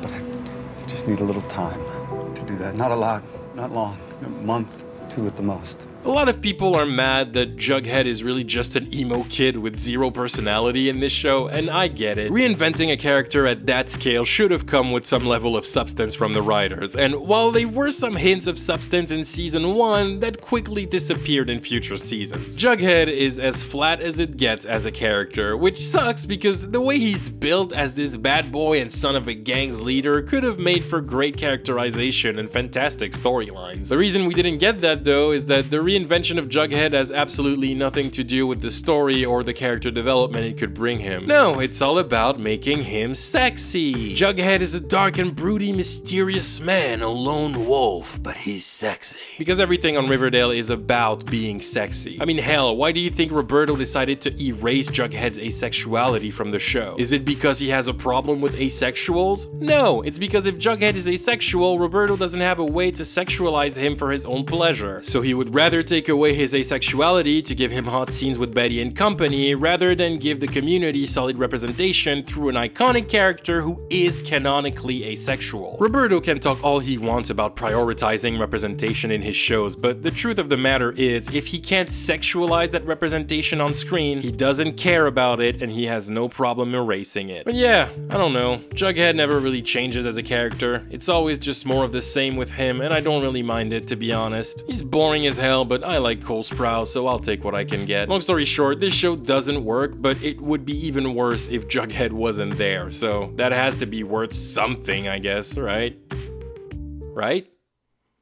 Who cares? Let's move on. Veronica Lodge. Okay, everybody take a deep breath, alright? I know that Veronica Lodge is one of the biggest sources of frustration in this show, and I understand, but let's try to stay calm. I'm gonna be honest, for the longest time, I couldn't figure out what made Veronica such an unpleasant character. Yes, she gets some of the worst dialogue out of the entire cast. Yes, her constant movie references that have no meaning are incredibly annoying. Are you familiar with the works of Truman Capote? I'm Breakfast at Tiffany's, but this place is strictly in cold blood. And yes, her wokeness and hashtag feminism is incredibly condescending and superficial because performative activism full of random buzzwords is Roberto's specialty, as we've already talked about in endless detail in my Chilling Adventures of Sabrina video, and Veronica gets it the worst. I'm so over the toxic masculinity in this hallway right now. All right. All of those things have already been talked about at length online. I don't think you need me to discuss it further. To make it simple, I think that aside from the fact that she's played by Camila Mendes, and Camila Mendes is cool, there isn't much to like about Veronica. That's pretty much agreed upon by everybody, but why is she the character that pushes people's buttons the most? Why is she so frustrating to people? I really wanted to figure it out, and after binging the show, I finally got it. Veronica is a character that doesn't work because she's the victim of an identity paradox. What I mean by that is the basis of the character, the very concept on which Veronica is built, is a contradiction. Let me explain. See, at first glance, you could say that Veronica is a character that serves as a commentary on generational wealth, or, more specifically, the effects it can have on a person who was born in it. That's fair, but that commentary is a total failure because Veronica as a character is not cohesive. Like I said, she's a paradox. And that's because Roberto is trying to have it both ways. On the one hand, he poorly attempts to craft a message about the cold, repulsive, and morally corrupt behaviors of the wealthy by having Veronica express a desire to change and no longer be the spoiled little girl of Hiram Lodge. It's kind of a big part of her arc in season 1, and in theory, it should work. But on the other hand, Roberto also wants Veronica to be his own version of Blair Waldorf, and he's not really subtle about it. Everything about Veronica is a copy of Blair Waldorf. A bad one, sure, but a copy nonetheless. The attitude, the non-stop movie references, the overly formal vocabulary. Like, you can see from a million miles away that Roberto really wants Veronica to be like Blair. But that doesn't work because you cannot make Veronica the bad girl gone good trying to detach herself from her wealthy family in an effort to be more human, all while trying to characterize her the exact same way as Blair Waldorf, who is a vile and petty spoiled child that completely embraces the fact that she's a bad person and enjoys it. It cannot work. It's only going to make your character inconsistent and confusing. You're taking two personality traits that are polar opposites and negate each other by definition, and you're trying to force them both into one character. It makes no sense. That's stupid. In season 1, Veronica and her mom are supposedly broke. They were left ruined by the imprisonment of Veronica's father Hiram, and they're trying to adjust to their lives in Riverdale with the nasty reputation that precedes them, or more specifically, the reputation that precedes Hiram, and by default, the lodge name in general. On paper, that idea is pretty solid, and there's space to create powerful character development, both for Veronica and Hermione. Veronica is ashamed of the person she used to be, and she sees her moving to Riverdale from New York as a new beginning, as an opportunity to reinvent herself and become a better person. So she wants to lay low. She doesn't want to attract too much attention on herself. She just wants to be able to exist in this town as a nobody and evolve into somebody she can be proud of being. In other words, Veronica is seeking progress and maturity. Or at least, that's what the show tells us about her. Because you see, there is a huge disconnect between what the show says about Veronica and what Veronica actually is. When it comes to her actual actions in the show, Veronica has nothing to do with the description I just gave at all. In fact, she's the total opposite. The Veronica in action completely owns who she is and has no desire to change. She walks all over people and is as loud as can be. She has no regards for people's feelings. She's She's excessively confrontational, she consistently defies any form of authority, she's rude and incredibly condescending, she's a bully, she uses her wealth as leverage against people who are in her way, she's power hungry and has a bit of a superiority complex. Long story short, she is everything the show tries to make you believe she's not. Or at the very least, not anymore. And don't get me wrong, it could have been a clever take on the character. They could have played the angle of Veronica struggling with her own progress as a person and having moments where she slips back into her old toxic habits despite her desire for growth. But that's not what the show does. On the contrary, despite everything she does pointing to her being a bad person, the show keeps trying to convince us that Veronica has changed, mostly by constantly having other characters say it out loud. I'm also going to the dance with Archie and Veronica. She's actually really nice and trying to be a good person. You think so? So the issue here is that there are two very distinct Veronicas in Riverdale. Good girl Veronica, who has grown from her past mistakes and is learning to be better, and bad bitch Veronica, the Walmart Blair Waldorf who is still a terrible person and never learns from her mistakes. They are two fundamentally different characters with contradictory ideologies, but the show insists that both of them are the authentic Veronica Lodge, and it just doesn't make sense. So it makes her character impossibly frustrating because as a result of that awful characterization, every single thing that comes out of her mouth comes across as hypocritical. Because Veronica will just switch personalities in between scenes and act in ways that make her very inconsistent. And Roberto trying to force these two opposing personalities together makes it impossible for Veronica to have any sort of emotional arc or justifiable character development. And that leads me to the second major issue with the character, and that problem is that throughout this entire show, throughout all 5 seasons of Riverdale, Veronica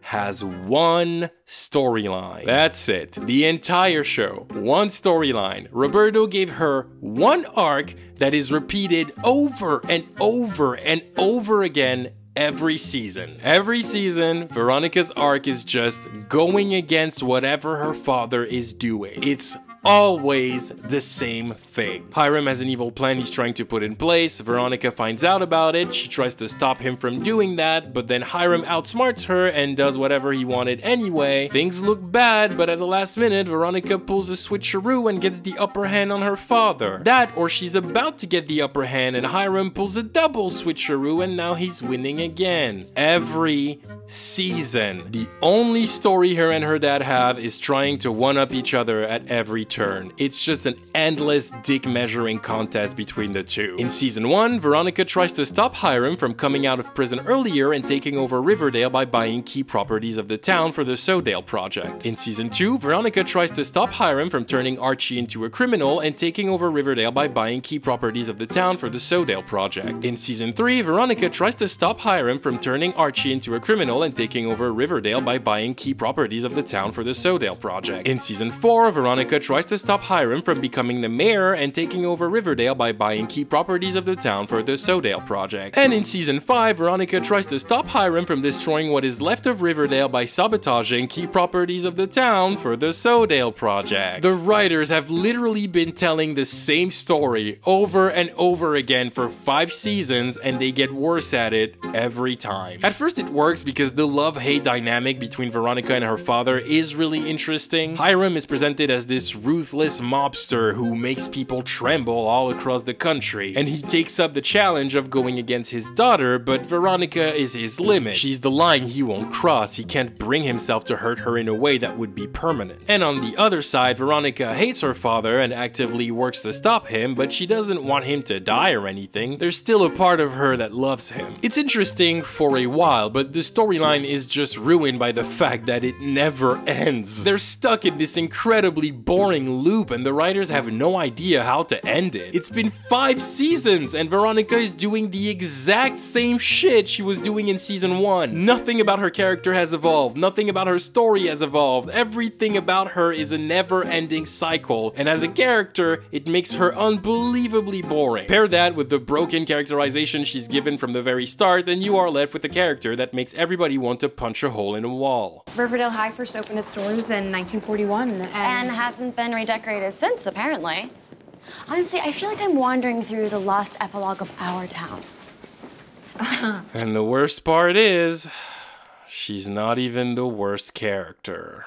Cheryl Blossom. Cheryl is probably one of the characters I dislike the most. Not just in the show, but in general. If I had to make a top 10 list of the television characters I hate the most, she would make the list, no questions asked. She would be right up there with Ted Mosby and Elena Gilbert. And literally any character from 13 Reasons Why, pick one, they all suck. In my opinion, Cheryl Blossom on her own perfectly represents everything that's wrong with Riverdale. Every problem I have with this show, every single issue I have with Roberto Aguirre-Sacasa in his writing. All of it was framed together in a really shitty Infinity Stone that was then used to create Cheryl, and I hate it. Terrible characterization? Check. Inconsistent writing? Check. Literally zero character development? Double check. Excessive sexualization? Check. Painfully cringy dialogue? Check. Toxic traits being glorified by the writers? Check. And I actually feel bad for Cheryl because she is so painfully uncool. She thinks she's cool, but none of the other characters see Cheryl the way she sees herself. She's actually quite lonely because she's an asshole and nobody really wants to be around her. She doesn't have any real friends, or family doesn't care about her. The show wants you to think that she's super cool with these slow motion sequences where she enters a room very dramatically, but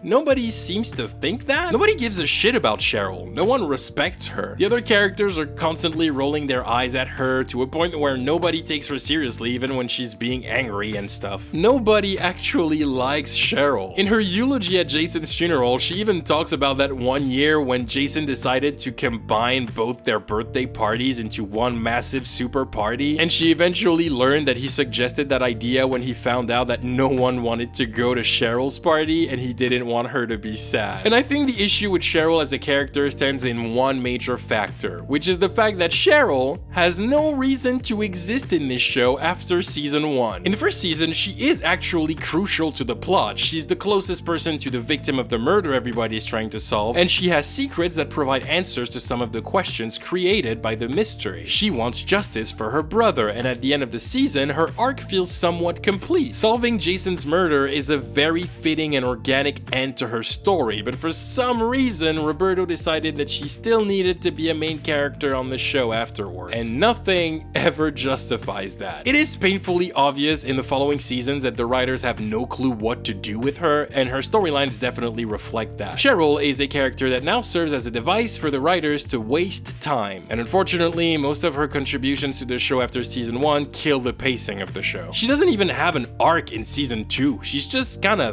there all the time. You could say that figuring out her sexuality is her arc, but not really. The entire story and the emotional repercussions of her coming out as gay are contained in a single episode. They don't even bring back that disturbing storyline where Cheryl developed a creepy obsession with Josie and stalked her. It's never explained. And here's what pisses me off more than anything else. There are people out there who try to sell that narrative that Cheryl is sweet and a victim and they think she has a good heart. And these people are insane. Cheryl Blossom is an awful person, and the writers giving her a storyline where her family doesn't accept her for being gay and sends her to conversion therapy does not change that. I am sorry. Let me remind you of who Cheryl Blossom is with these few little examples. Cheryl refused to let Betty join the cheerleading team at school because she thought Betty was too fat. In fact, she refers to Betty as a dumb cow in the episode that follows. She stalked Josie, leaving insanely disturbing drawings in her locker and terrorizing her to the point where she feared for her life, and she then framed a random guy at school because she didn't want to get caught, letting him take the fall for her predatory behavior. She set her family home on fire and then threatened to kill her own mother in a hospital if she ever told anything to anyone, going as far as momentarily cutting her air supply to make her point. She publicly outed Moose as bisexual against his wishes, and by the same occasion exposed his relationship with Kevin to the entire school. She asked Archie to be her date at a maple syrup party hosted by her parents, and when Archie expressed to her that he wasn't comfortable with being her date while having a girlfriend, Cheryl sent her mother to bribe Archie into submission and tried to sabotage his relationship with Valerie. And then, when she tries to kiss Archie at the party and he pulls back, visibly uncomfortable, she stops him from leaving the party by threatening him with the wrath of her entire family and the power of their wealth, and she implies that Archie's father will be ruined by the Blossoms if Archie walks away. She tried to deny a gay couple couple's right to have a child by attempting to sabotage their relationship and trying to convince Toni that she should be having the baby with her instead. She dismissed the sexual harassment stories of girls at school and brushed them off by calling them sluts. Should I keep going?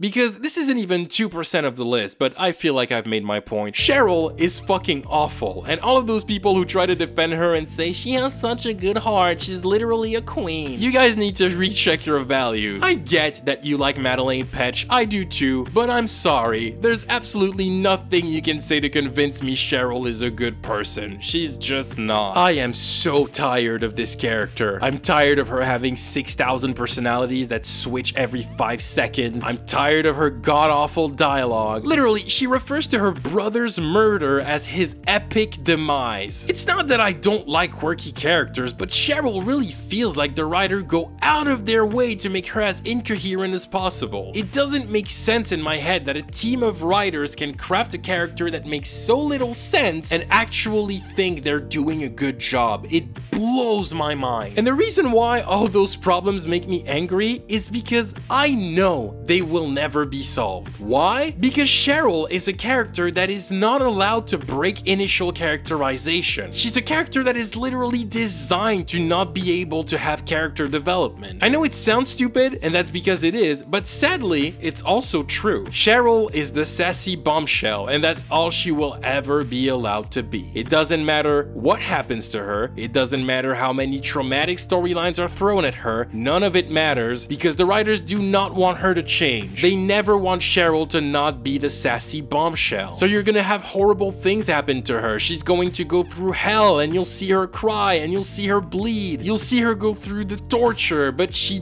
doesn't change. She's never affected. She will immediately reset to normal Cheryl as soon as the storyline is over. And none of it will have any consequences on her moving forward. Cheryl is not a character. She's an idea the writers purposefully refuse to flesh out. And I'm not talking about quick little dramatic storylines here. No. I'm talking about really sinister storytelling. The type of fucked up storylines that, in the eye of any decent writer, would change a character forever. But not Cheryl, not in Riverdale, not with our boy Roberto at the wheel. We can go fuck ourselves for asking for some decent writing, some sort of competent storytelling, because Roberto doesn't throw sinister storytelling for the sake of character development. No, it's just shock value. Cheryl tries to commit suicide, she's good. Cheryl almost gets raped, no problem there. Cheryl is tortured in conversion therapy, who cares? She doesn't. Cheryl almost gets murdered by the Black Hood, she'll shake it off in 2 minutes. Cheryl is just the perfect example of how the writers of Riverdale do not care. They don't care. They don't give a shit about the story. They have no fucking idea what they're doing. They're just making shit up as they go. And that's not me saying that. That's Lili Reinhart. We've kind of given up because we're like, nothing we predict ever happens. Yeah. But also, they usually don't even know what's gonna happen. Like they usually make it up because they hate to say that, but it's true. Cheryl is what happens when writers treat their audience like idiots. I talked about it in my Pretty Little Liars video, and I'll repeat myself here. And I am not gonna talk about Cheryl anymore. I'm done. I hate this character. She fucking sucks. I hope Madeleine Petsch leaves this show and gets better roles because she actually has talent and it's being wasted. Fucking hell, I think I need a Kit Kat now, Jesus. Let's move on. Kevin Keller, oh boy. Look, I kind of feel bad for Kevin. I feel the same way about him as I felt about Harvey Kinkle in Chilling Adventures of Sabrina. So I'm gonna say the same thing. It's not his fault that he's nobody's favorite character. The writers never gave him a chance. They keep telling you he's important, but he's not. Kevin is such an afterthought. He's only in this show to fill voids, and he's such a non-character that it becomes really hard not to notice by season 5 that the writers never allowed him to have a storyline that isn't directly related to his sexuality. He's just the gay guy. Everything about him is directly linked to him being gay. The writers have no idea what else to do with him. He's just a stereotypical gay best friend, and he's not allowed to be anything more. And that's not me making it up. Even the characters in this show say it. Is cheerleading still a thing? Is being the gay best friend still a thing? He needs some The writers are perfectly aware that he is just a token gay character, but they don't know what to do with him, so he just remains that. In season 3, he even joins a cult, knowing full well that it's a dangerous cult just because this one girl he barely knows tells him he will meet hot guys there. He gets angry when Betty bails on him for guys, but he also has no problem bailing on her on the spot whenever a guy gives him attention. Even when he's not there, Kevin is just used as the token gay insert. The writers will literally write Kevin into an episode if they have an idea for a not so funny gay pun they absolutely want to have in the dialogue. So he'll just show up to say that one line and then he leaves the episode and we don't see him again.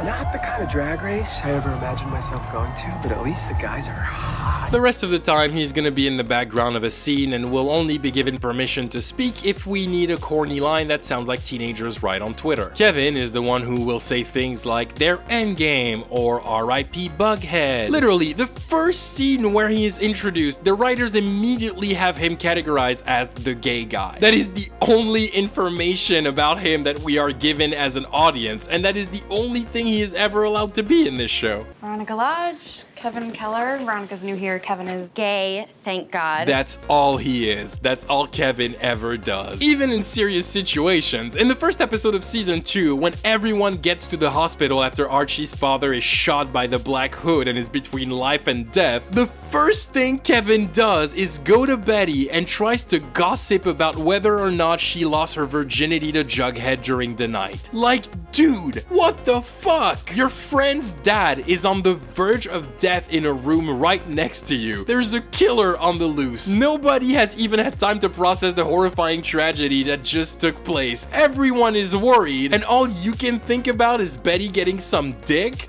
What is wrong with you, dude? God, he's just here to be the sex-obsessed gay guy who cannot shut up about other guys being hot or about knowing every details about other people's sex lives. Kevin is a walking stereotype and a harmful one in many, many ways. He sells this really damaging idea that gay people are so insanely perverted that they can barely function in regular social situations. And he's not an isolated case, because remember, the second Cheryl begins to come to terms with her homosexuality, she immediately turns into a creepy stalker who harasses her crush in the most disturbing way. And the reason why I'm so confused by Roberto portraying gay characters in such a degrading light is that Roberto Aguirre-Sacasa is gay! So what the hell, man? You would think that he would make a very conscious effort to make sure his gay characters are fleshed out and can be given a level of characterization that goes beyond the concept of being the insert gay person with no personality outside of being gay type character.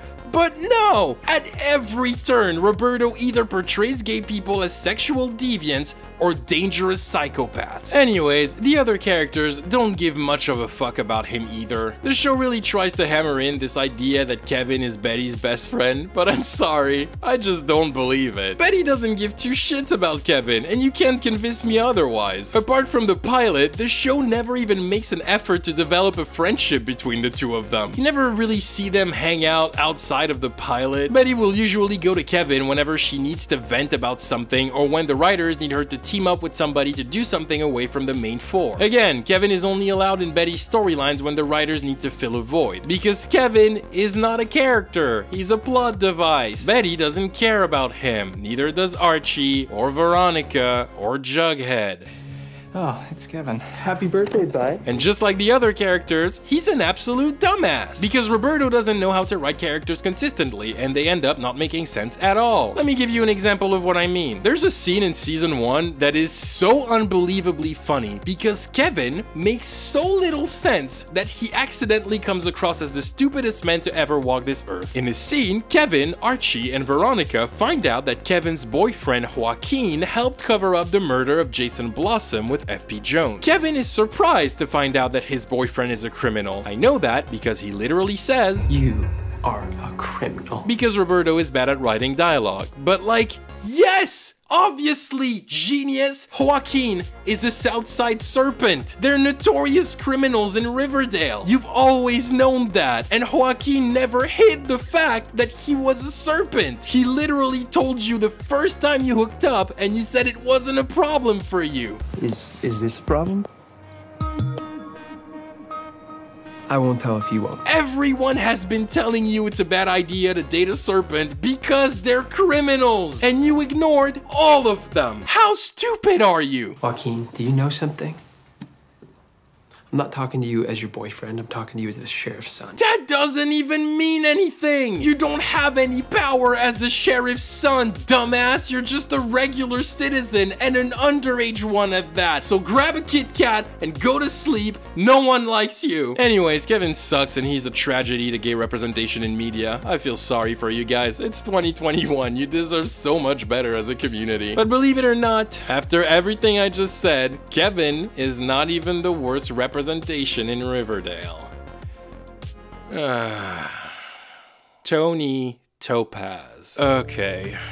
I've hinted at it several times before, and I knew I was gonna talk about her. She's one of the main reasons why I wanted to make a Riverdale video in the first place. But believe me when I say that I get no pleasure talking about Toni Topaz. It's actually quite frustrating to me seeing how degrading the treatment of that character has been. It's genuinely insulting, and I believe Toni Topaz is a character that will serve as a powerful example of how demeaning representation can be for any actor of color who is thrilled to be given an opportunity to provide said representation. While I think the character of Kevin perfectly embodies how harmful representation can be if not handled properly, I think Toni is the one who hammers in that point in the strongest way. So Toni, if you don't know, was introduced in season 2 as a potential love interest for Jughead. She's a member of the Southside Serpents, the local biker gang, and when she first showed up, people quite liked her, and so did I. Vanessa Morgan is really good in the role, and from the moment she arrives, she immediately gives Toni a pretty solid sense of charisma. Toni is a badass. She doesn't take shit from anybody. She's also a bit of a lone wolf, like Jughead. She's still young and is not too involved in the activities of the Serpents, but there are sequences that hint at Toni being somewhat of a leader by nature, which was really interesting for the future of her character. There was so much potential there. Toni could have easily become one of the best characters on the show if treated properly. And then Roberto decided to write her into a forced romance with Cheryl, and that's where everything went wrong. Lastly, did you always know that you're gonna turn Cheryl into an LGBTQ character? No, I did not, and I'm gonna talk about that.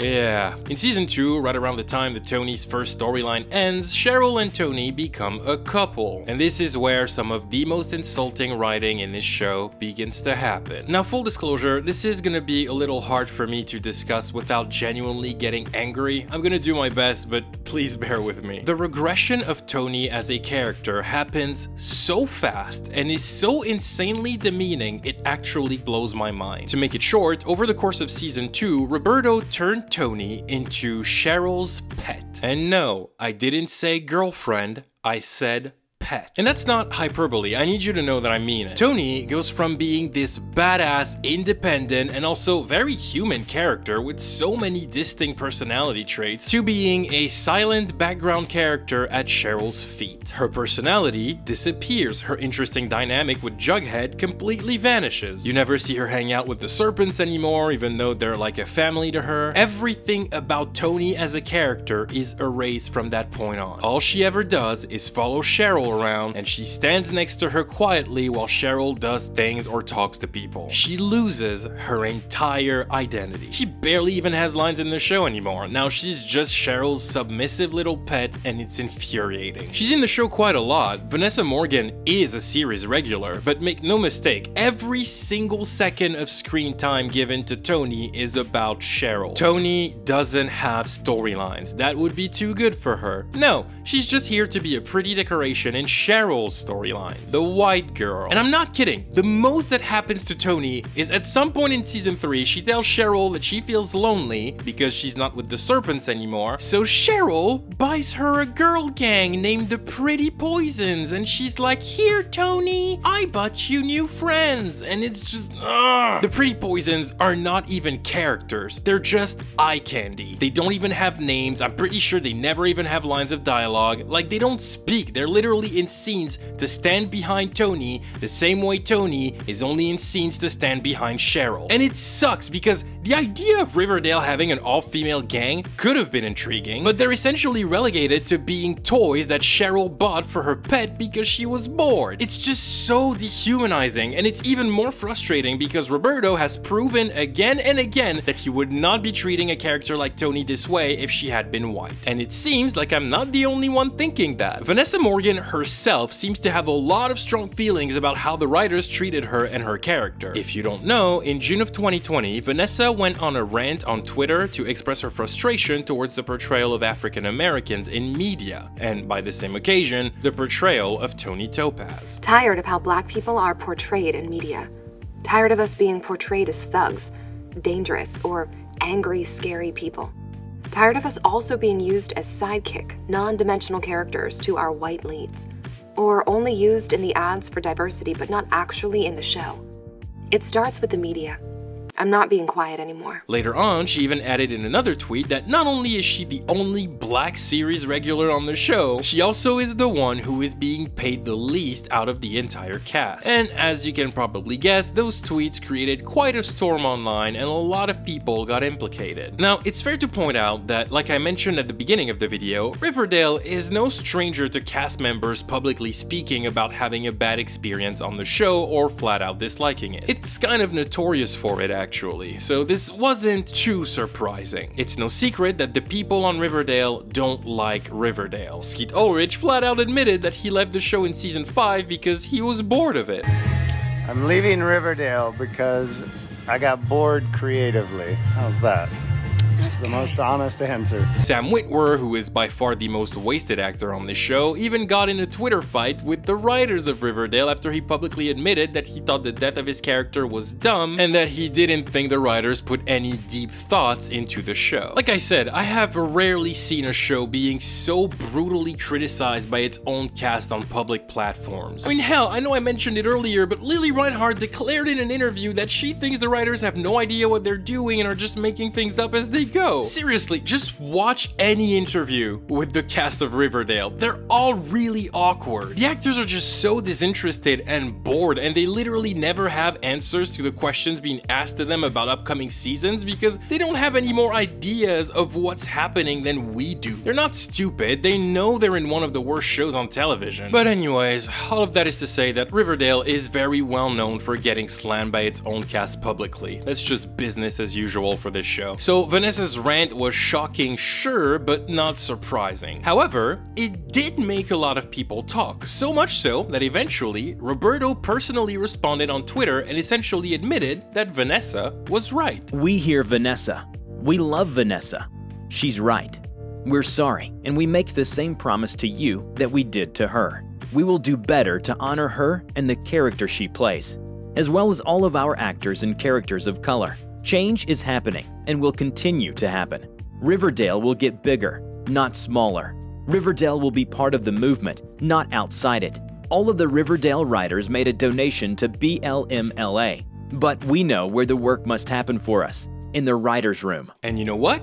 I'll give credit where credit is due. I actually appreciate and respect that Roberto listened. He heard the criticism, he acknowledged it, and he made an effort to change things. Because yes, they did finally give Toni a storyline in season 5 that makes her stand as her own character. Is it a great storyline? No, it's Riverdale. But there was an actual effort there, and I like that. I respect that. Does it suck that it took that much from Vanessa Morgan for Roberto to understand his writing is shit and he was brutally disrespecting characters of color? Yes, it sucks, but he made an effort to improve and I appreciate that. But here's why it makes me hate his work even more. Because by doing this, Roberto proved that if he wanted to, he could make the show better. He proved that he could fix Riverdale and its insurmountable amounts of problems if he felt like it, if he cared enough to do so. But he doesn't care, so he just doesn't try. He won't make an effort because he doesn't want to. He doesn't have to. And it pisses me off because there are hundreds, no, thousands of writers out there of all backgrounds who would give everything to have a chance to make stories for these iconic characters, to do them justice, to innovate, to make them as great as possible and improve on previous incarnations, but instead, we're stuck with Roberto, who doesn't give a shit, who doesn't care about the fans, who doesn't even try to make anything good. Why? Because he doesn't have to. He's in charge, and there's nothing we can do about it. Do you understand me now when I say I'm frustrated by the power Roberto has? Think about it. He has all of the Archie Comics characters, and he ruins them constantly with his awful shows that, for the most part, get cancelled rather quickly. That's a problem on its own. But now, he also has Pretty Little Liars and True Blood, and he will turn these properties with infinite potential into other versions of Riverdale. All of them, they're doomed. Roberto is synonymous with mediocrity. He is the worst showrunner in Hollywood. He has proven again and again that he cannot tell stories, but Hollywood keeps rewarding him for it. I can't stand it. Oh, and it's not just Toni who gets disrespected as a character of color, by the way. Josie and the Pussycats are just tragic as characters. It's really sad how Roberto treated them. From characterization alone, you already know how little he cared. Josie has one personality trait, which is being the unpleasant musician who takes herself way too seriously. And that's the only thing she's allowed to be in this show. And then the writers just didn't know what to do with her, so she did a whole lot of nothing until they decided to write her off the show and send her to Katie Keene. But Katie Keene was cancelled, so I guess her story is done now? And that's already lame and all, but it's even worse when you realize that Josie is the one who's treated the best out of the Pussycats. The other two literally just stopped existing in the show without any explanation. They weren't sent to another show, they weren't given a proper exit, they just stopped being a part of the story out of nowhere, and no one ever mentions them again. I mean, apparently the Pussycats are coming back in season 5 and they're getting their own episode, but I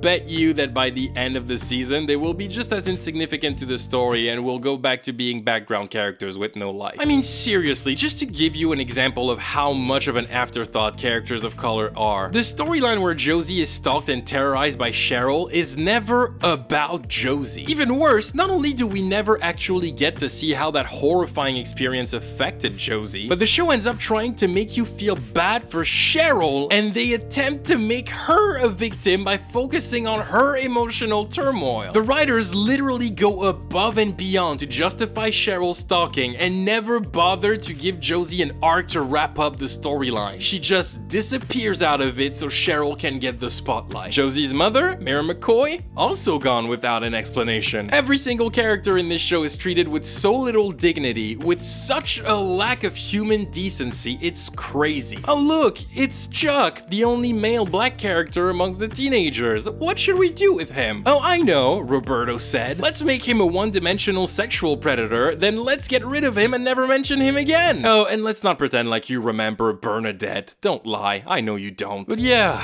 like I said earlier, the characters in Riverdale kinda suck. Riverdale has some of the worst character work television has ever known, and when they do have characters that are okay, you can be absolutely certain they will ruin them in future seasons. Alice Cooper is a character that people particularly dislike, but Alice in season 1 is not the insane mess of a character that she is in later seasons. She's just a very strict and judgmental mother who is also a bit of an asshole that nobody takes seriously, but she feels like a somewhat realistic character. She's a journalist, which I completely forgot about, and she runs the largest publication in Riverdale. Her character feels grounded in some sense of reality, and then she goes completely off the rails. I checked out on her when she decided to sell her house and abandon Betty to join a cult. Oh, and when she took Betty's college fund to give it to the cult. That's when I was like, okay, well, there's no going back with her. They did try to retcon all the crazy shit she did in season 3 by pulling a twist out of nowhere and claiming she was undercover for the FBI this entire time, but even the dumbest person on this planet called bullshit on that. Alice is just a bummer. Penelope Blossom was always a terrible character, but I'm always impressed to see how they somehow managed to keep making her worse every time she's on screen. I'm not kidding, I caught up on the show, and one of the last scenes of season 5 before the mid-season hiatus has Penelope and Cheryl trying to prevent the destruction of their home by a forest fire, and they do that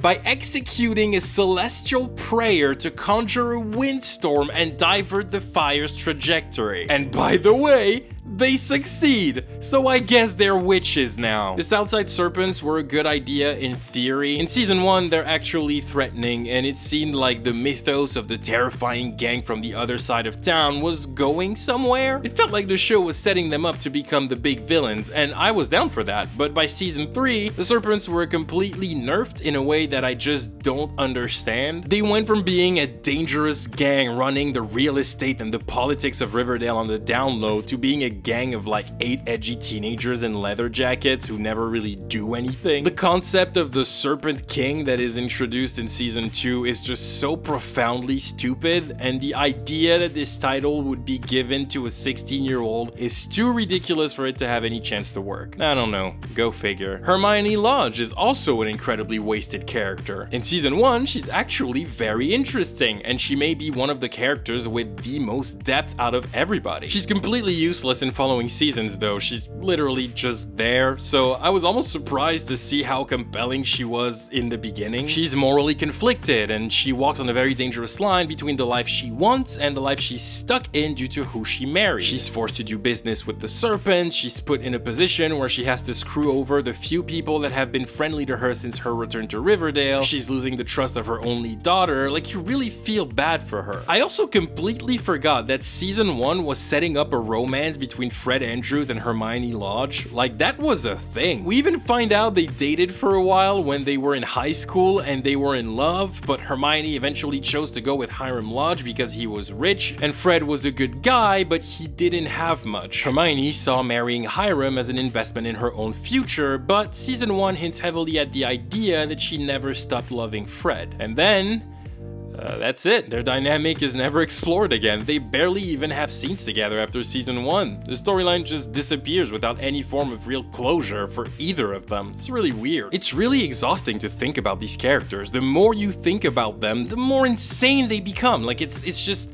I can't deal with this. And then, in another show of painfully lazy writing from Roberto and his team, we have the Riverdale Timeline. I've already said it a million times by now, but Riverdale is a show that is just full of inconsistencies. And that was already true in season 1. Hell, that was true in the pilot. The writers pay little to no attention to what they're writing because they don't care, so everything in the show keeps contradicting itself, or flat out makes no sense. And I'm just talking about simple details the writers just forgot, like Kevin referring to Archie as a millennial and later referring to the whole gang as Gen Z. But also, I am talking about basic information that the writers cannot keep track of. Let me give you an example real quick. In the pilot, Archie mentions that Jason Blossom died at 17 years old, but that's not possible. Why? Because Jason is Cheryl's twin. They're the same age. But we also know that Cheryl is the same age as Archie and the gang. They're all sophomores, which means they're around 15 years old in the pilot. And it's confirmed in season 5 when Cheryl graduates at the same time as everyone else. So how can Cheryl have a twin brother who is 2 years older than her? This is crucial information that is given in the first episode of the show, and it's already not making sense. But I digress. You know what I mean? The writers pay absolutely no attention to what they're writing. There's so little care, so little effort. It's almost insulting, but you know what? It is what it is. It's Riverdale. We know what we're getting ourselves into. And it becomes even more obvious when you take a look at the timeline. The timeline of Riverdale is so broken and so completely nonsensical that you think you're watching a time travel show. But no! There is no time travel, no Jonas Cownwald, no Barry Allen, no Marty McFly, there's only Roberto and his terrible writing. So let me explain to you why the timeline of Riverdale is an absolute disaster. And I think you'll get what I mean when I say these writers are some of the most incompetent I've ever seen.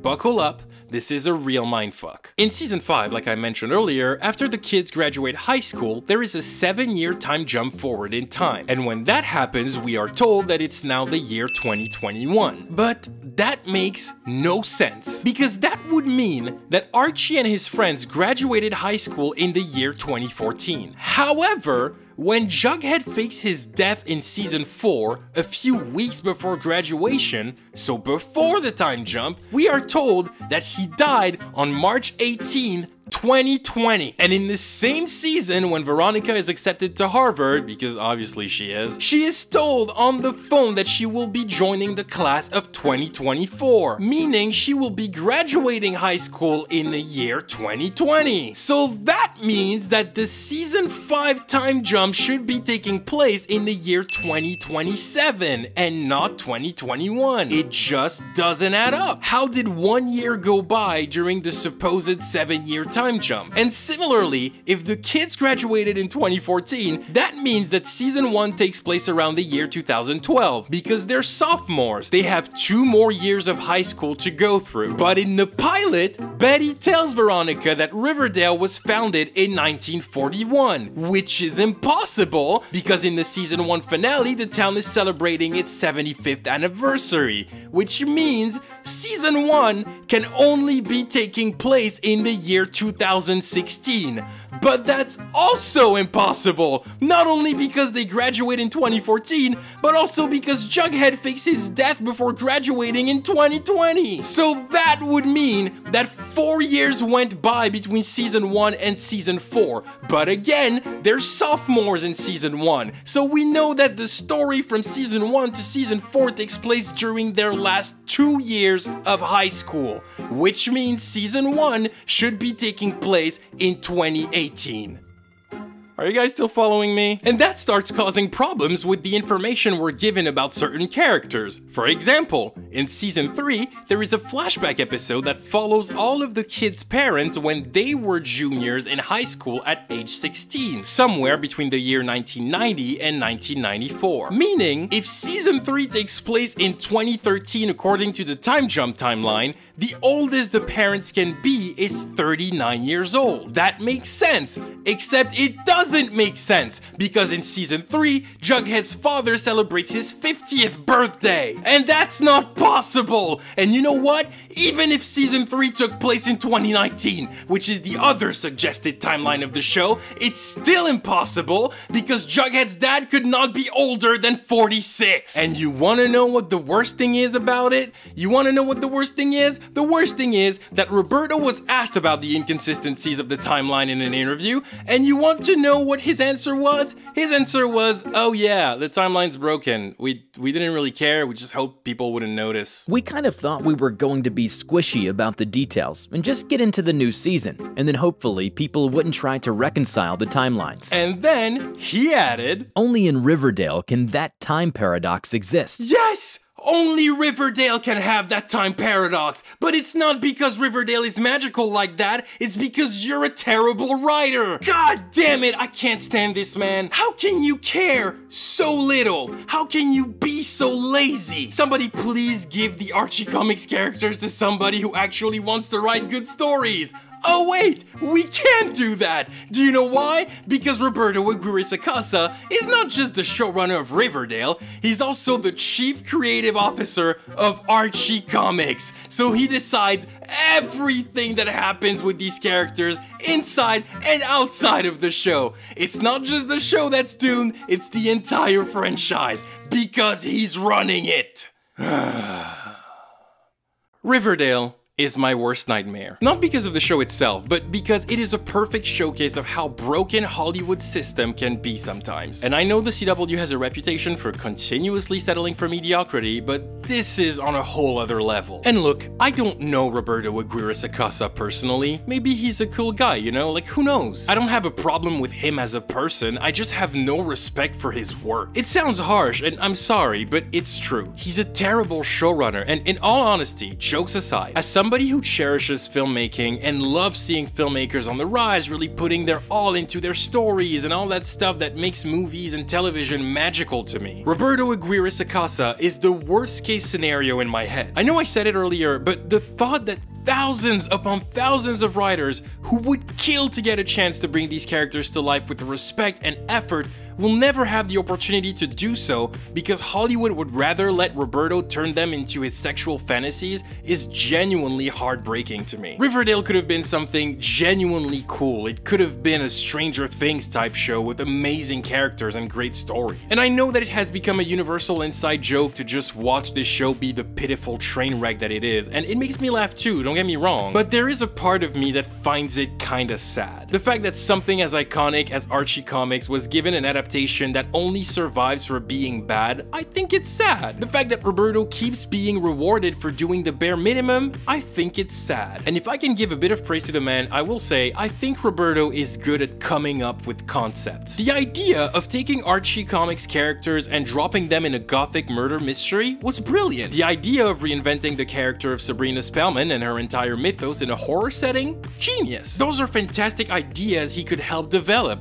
But god damn it, he should not be allowed to be the showrunner carrying these ideas on the long term. He is great at creating intriguing concepts for stories, but he is terrible at telling those stories afterwards. He keeps proving it, and it just angers me to see he's going to be the showrunner behind new versions of major TV shows. People would have dreamed to tell a Pretty Little Liars story that would improve on the faults of the original. It impacted an entire generation of creators, but it's not gonna happen because Roberto is making it. True Blood had a weird lore that could have made for a great reboot, but it's not gonna happen because Roberto is making it. We are going to keep getting these poorly written shows with no real story and no real characters, awful representation for the LGBTQ+ community, for feminism, and for people of color, who apparently are also disrespected behind the scenes, not just with their characters. We are going to keep getting these mediocre shows that sexualize underage characters and actively ruins iconic entities from pop culture that people truly adore and would love to see brought to life in a way that does them justice.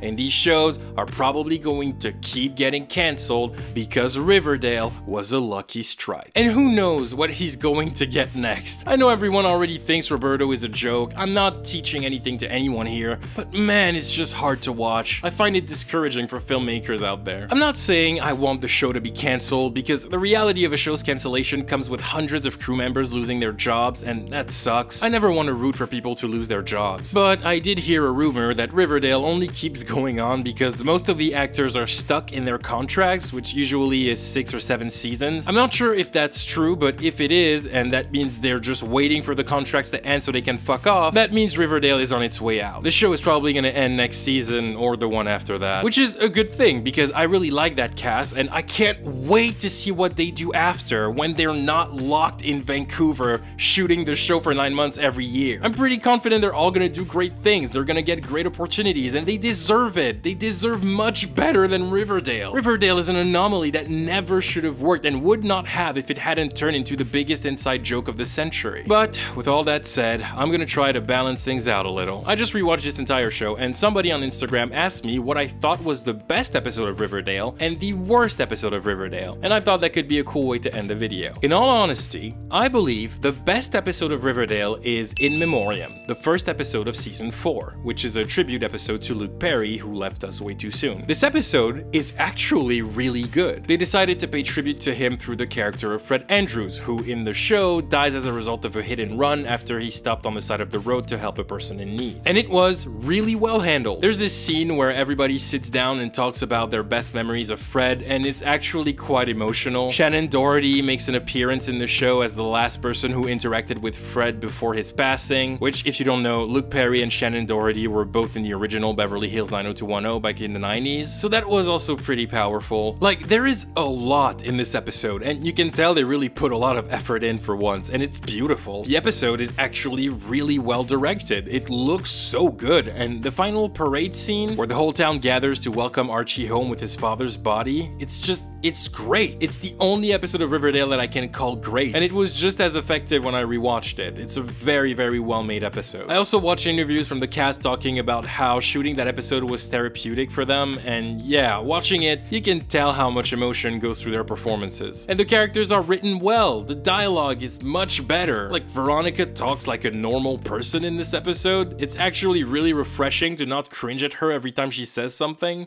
Your dad loved you. Whenever he looked at you, there was pride in his eyes.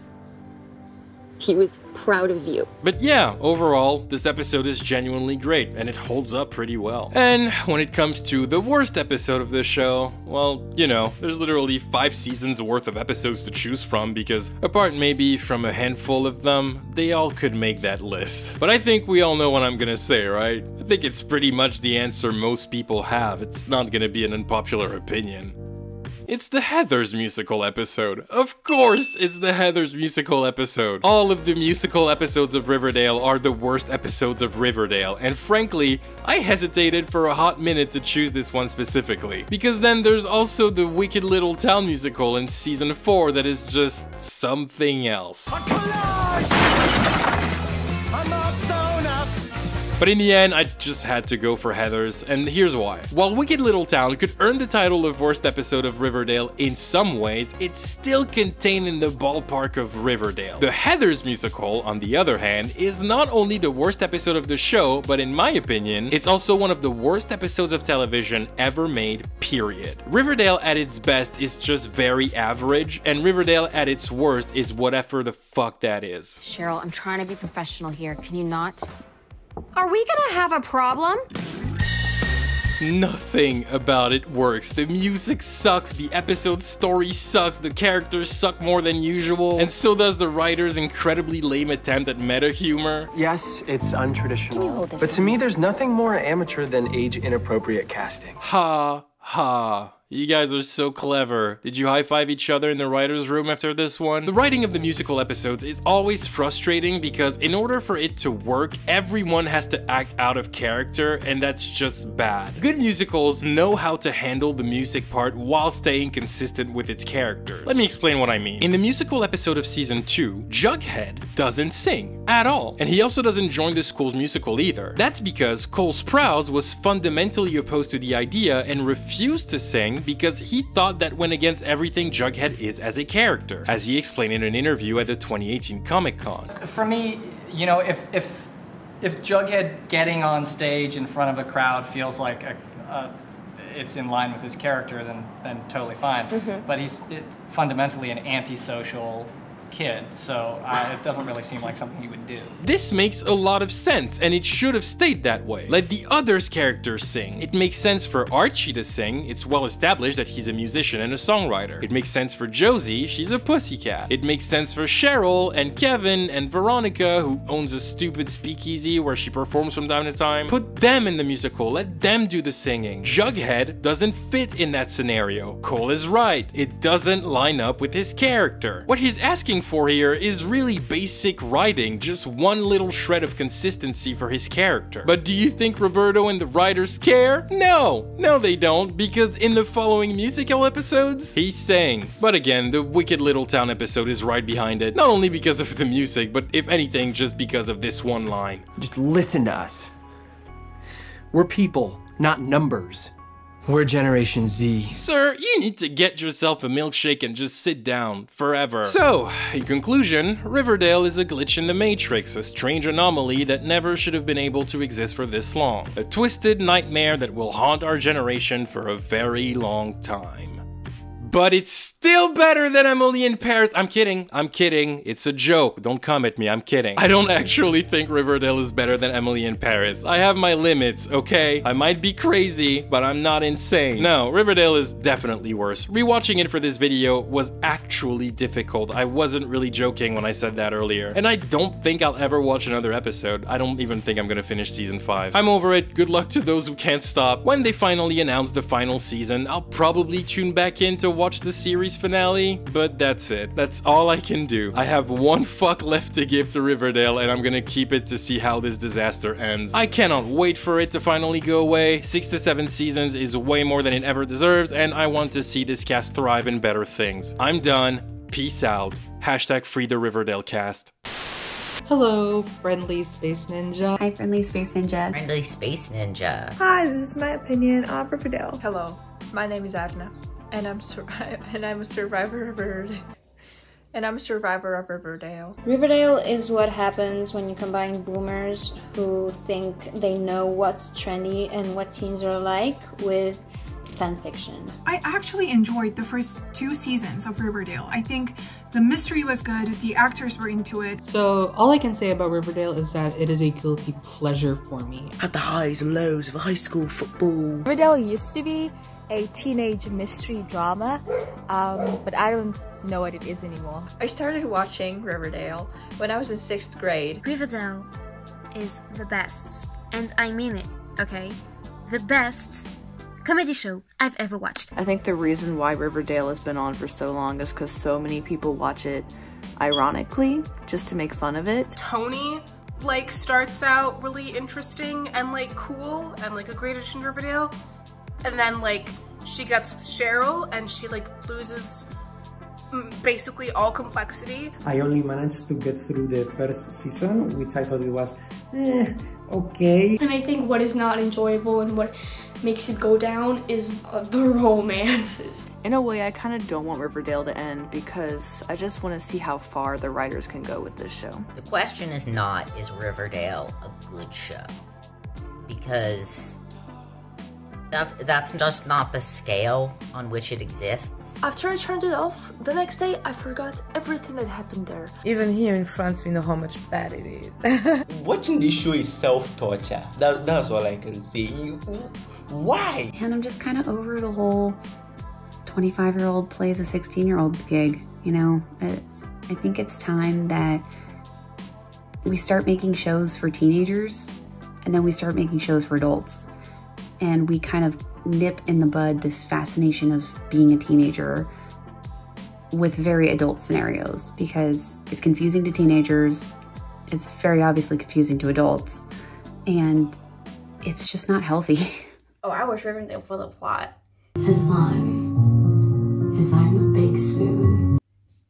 For the plot, you know? An extremely sexy Robin TT. For the plot.